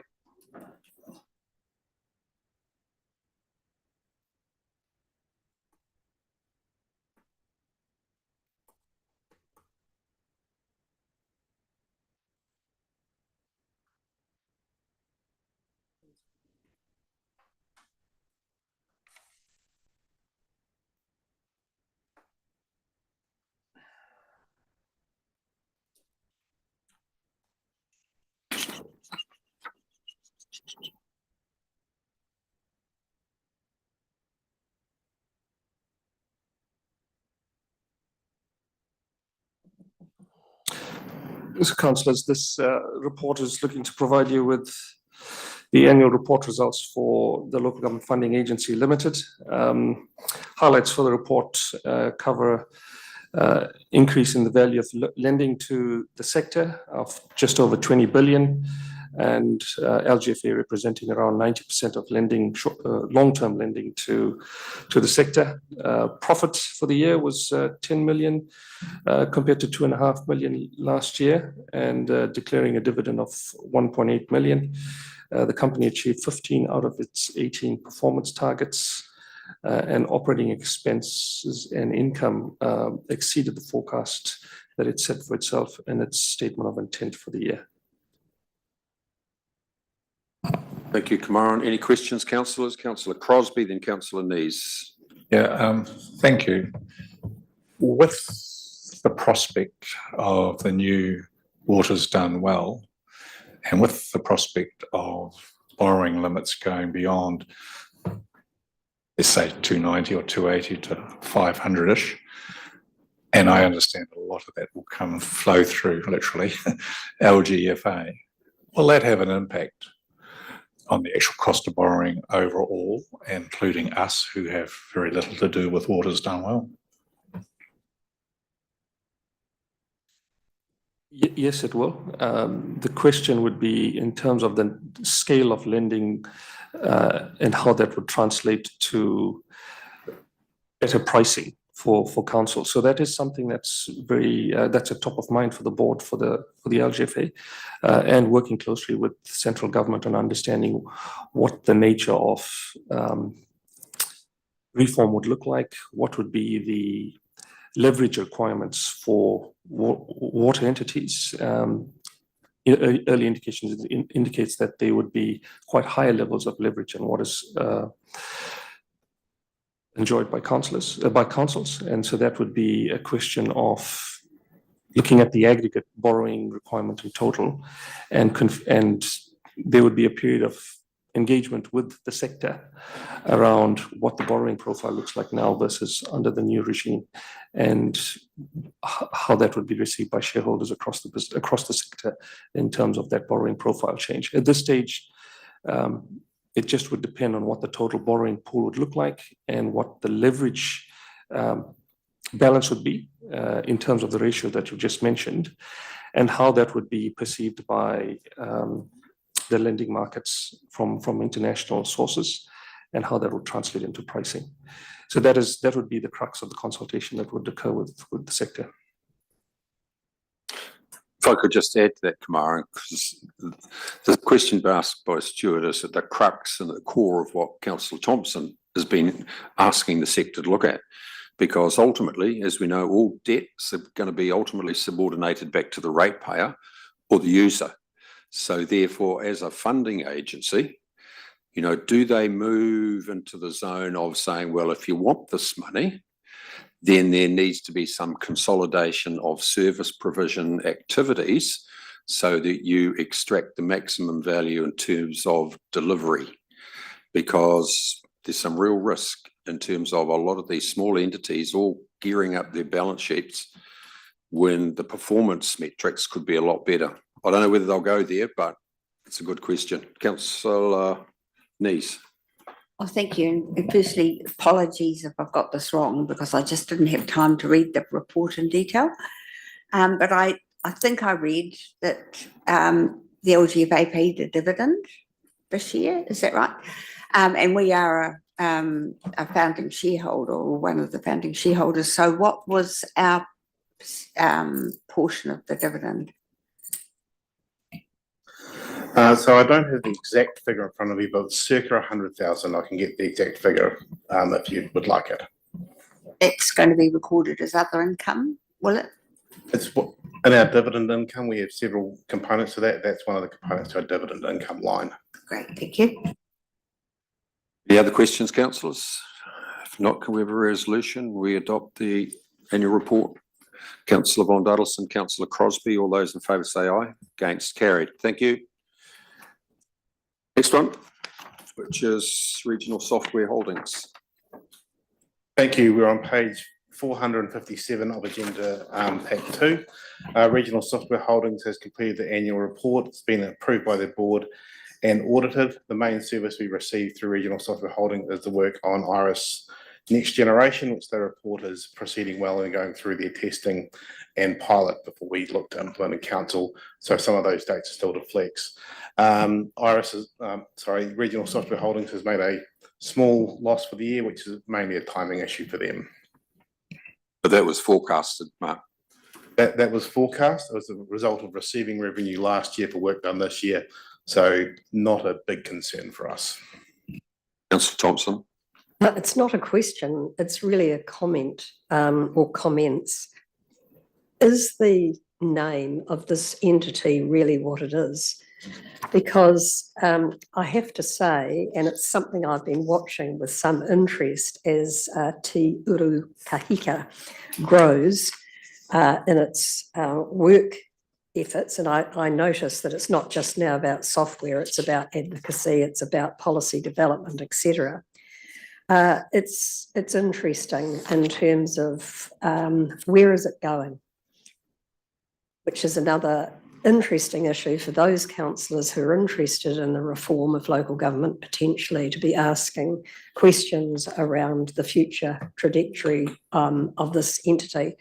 I've watched this with interest, as I've watched this entity, or Te Uru Kahika and the regional sector group, really become a very powerful influencer in terms of central government. And I just note that with some interest and wonder whether local government New Zealand is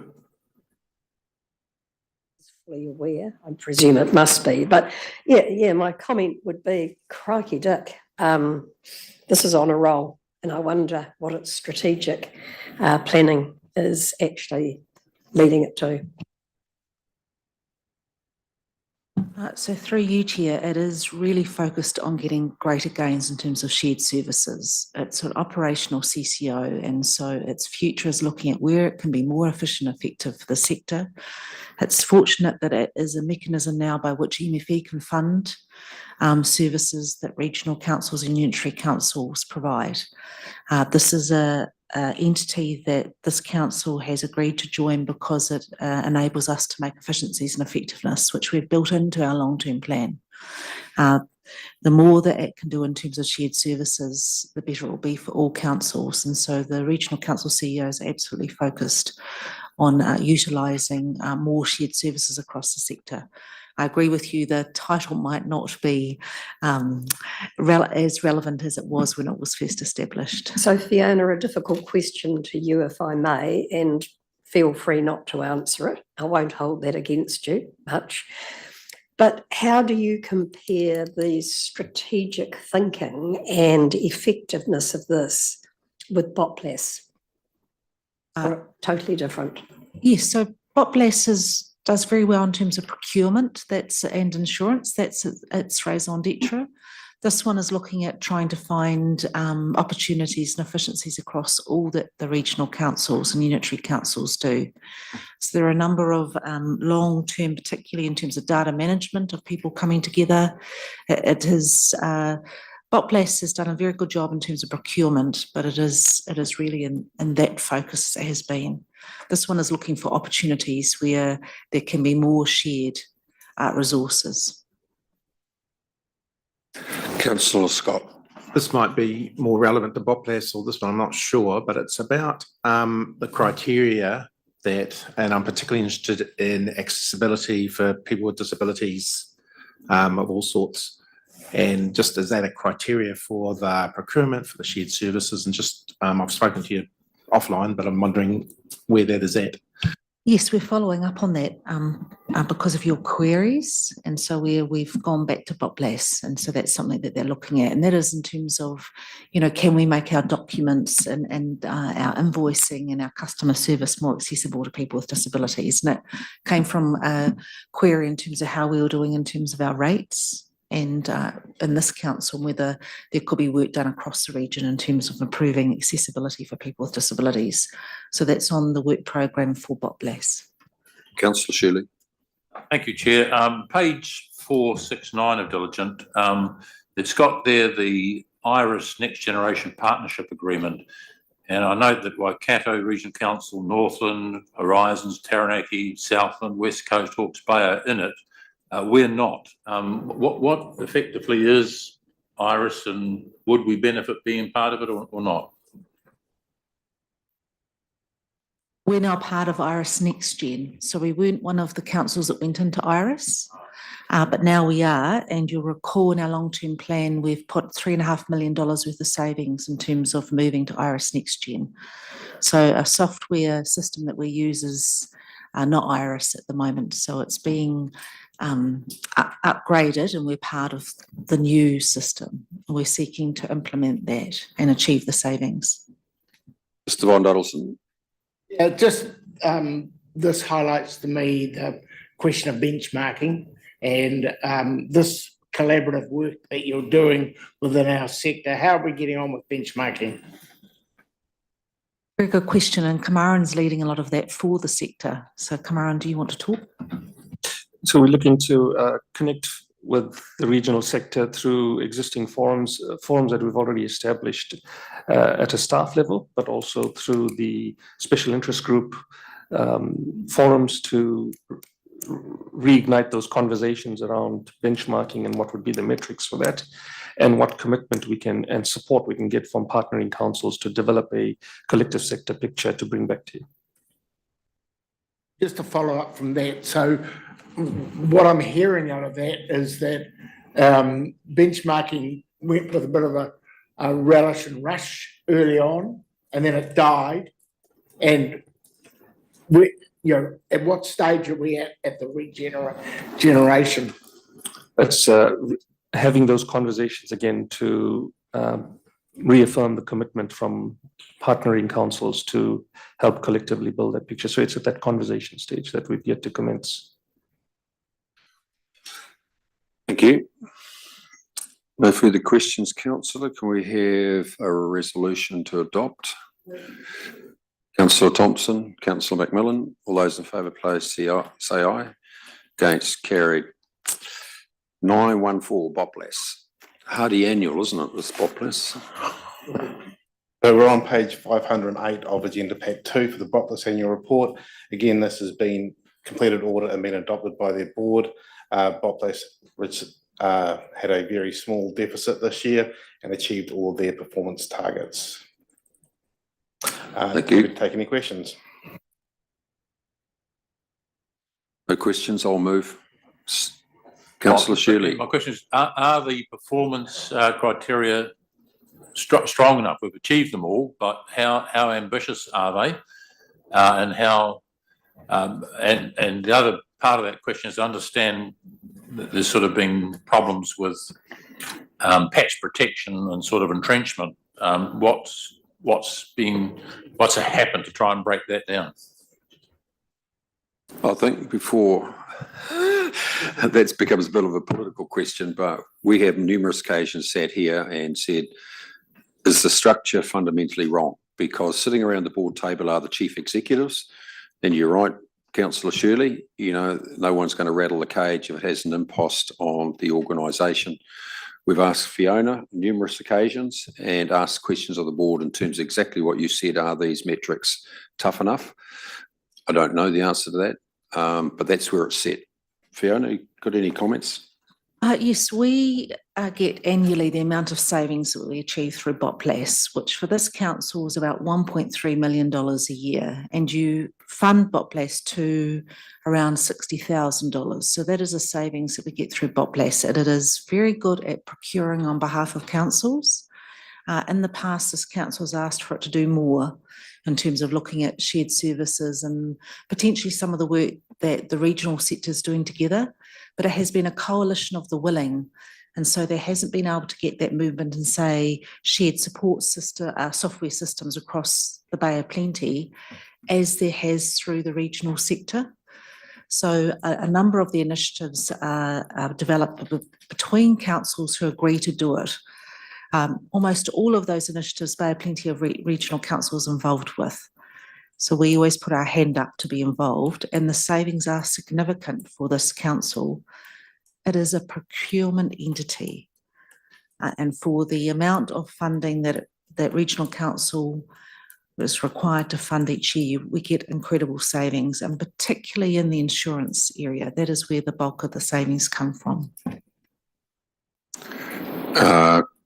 Councillor Thompson. Thanks, Fiona. A nice segue into the whole insurance issue, which clearly is being flagged as a significant risk going forward. I just note the comment that councils are being encouraged to continue reviewing alternative risk transfer options, something I think Councillor McMillan might have mentioned before. But can you just explain what is actually happening in that investigation space? Thank you.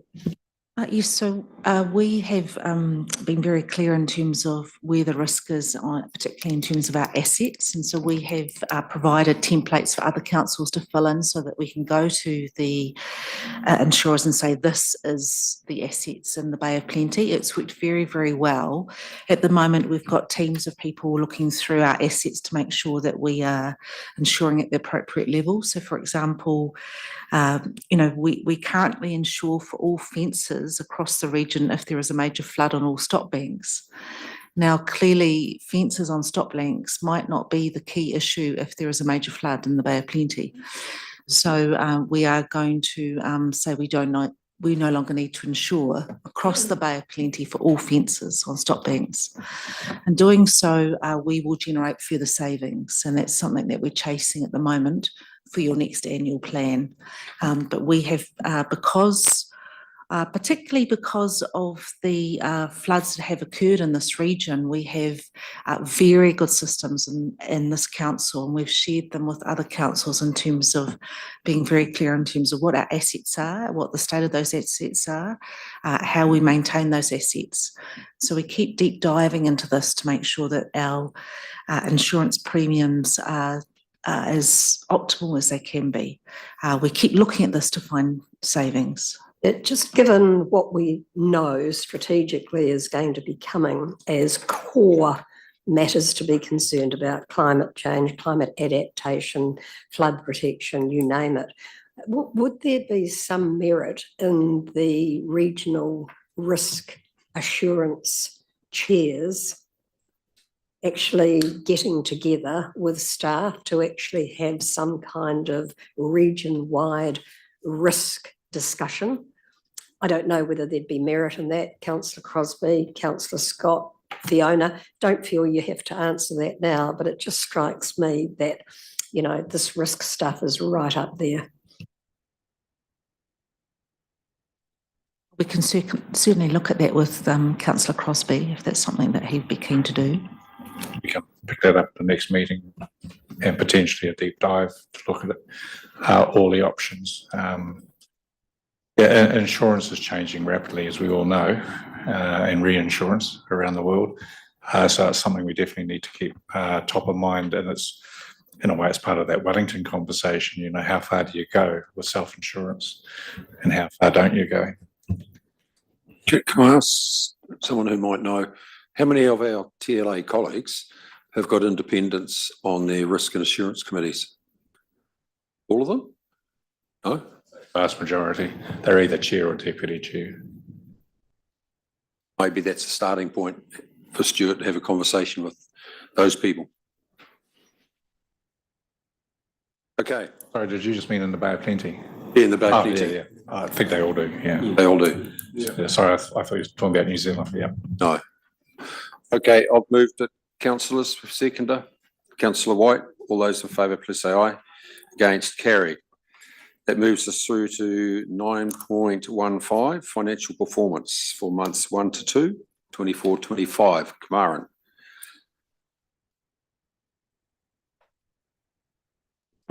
Through the chair, that's back to agenda 1, page 182. I know. Thank you, Chair. Councillors, this report is the first of its kind in terms of responding to an earlier councillor request to bring forth to you a financial performance report. So this is a new design, which is essentially a complement to the Insights digital reporting financial and non-financial tool that you normally have access to. The report is currently showing August forecast, so just 2 months, so quite an early preliminary stage in the year. And key messages from that is that overall expenditure is tracking just below budget and revenue just above. But for councillors to bear in mind that as operations progress during the year, those operational parameters will help inform the assumptions that currently underpin the forecast as it stands now. So those variances may change over time. So Kamaran, could I just ask, because the one that stood out to me was on the revenue line, because the revenue line in terms of the accounting, you know, on the monthly or the rating thing, but you've got fees and charges there $1.6 million higher relative, that's actual relative to budget. So is that a timing thing, or what's the big variance there that we didn't account for in terms of receipts? That's the year-to-date variance, not the full year forecast variance. So that's just looking at assumptions made on what the budget would be for the 2 months and what was actually achieved. So it's purely timing at this stage. I understand it's only 2 months, but that's a big variance for 2 months, isn't it? A lot of that additional revenue is coming through our consenting and compliance activities in terms of the, activity. yes, in terms of fees and charges that have been already But I could accumulated. suggest that we're overcharging. No, so the budget column is purely a pro rata allocation over 12 months. Okay. So that's not. It's not actual receipt. No, so the actuals is not a direct correlation of budget performance for that period. It's purely an allocation. Mr. Crosby. Thank you for that. So colleagues, this is the status for 10. It came out of the governance review, you might recall. But the key issue is also, if you want to go into more detail in terms of the insights tool, we may need some assistance on how to get to that with a quick memo. Is it up and running and alive again? The tool is planned to go live in the first week of November, and we will notify councillors via email together with guidance on that when at launch. Councillor Scott. That was sort of my question as well, but in particular, I was thinking about the on page 188. No, the I've lost it now. But the contracts, there was some over and under. There was underspending, but I was wondering where we got the tyranny of averages. Let's see if we can find it.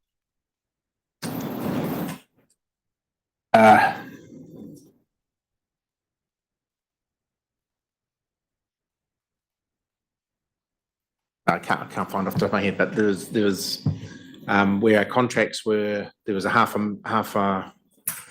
$1 million worth of variance. But what my question was is that show the full picture, and that's why I'm wondering if that tool will actually help us dive down and to see whether or not there's one exceptional over, which is hiding all the unders. Are there any examples of that come to mind?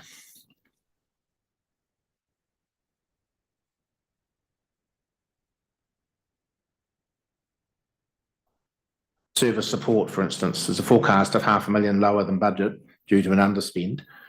But there's a few, the one above public transport's almost in the area of half.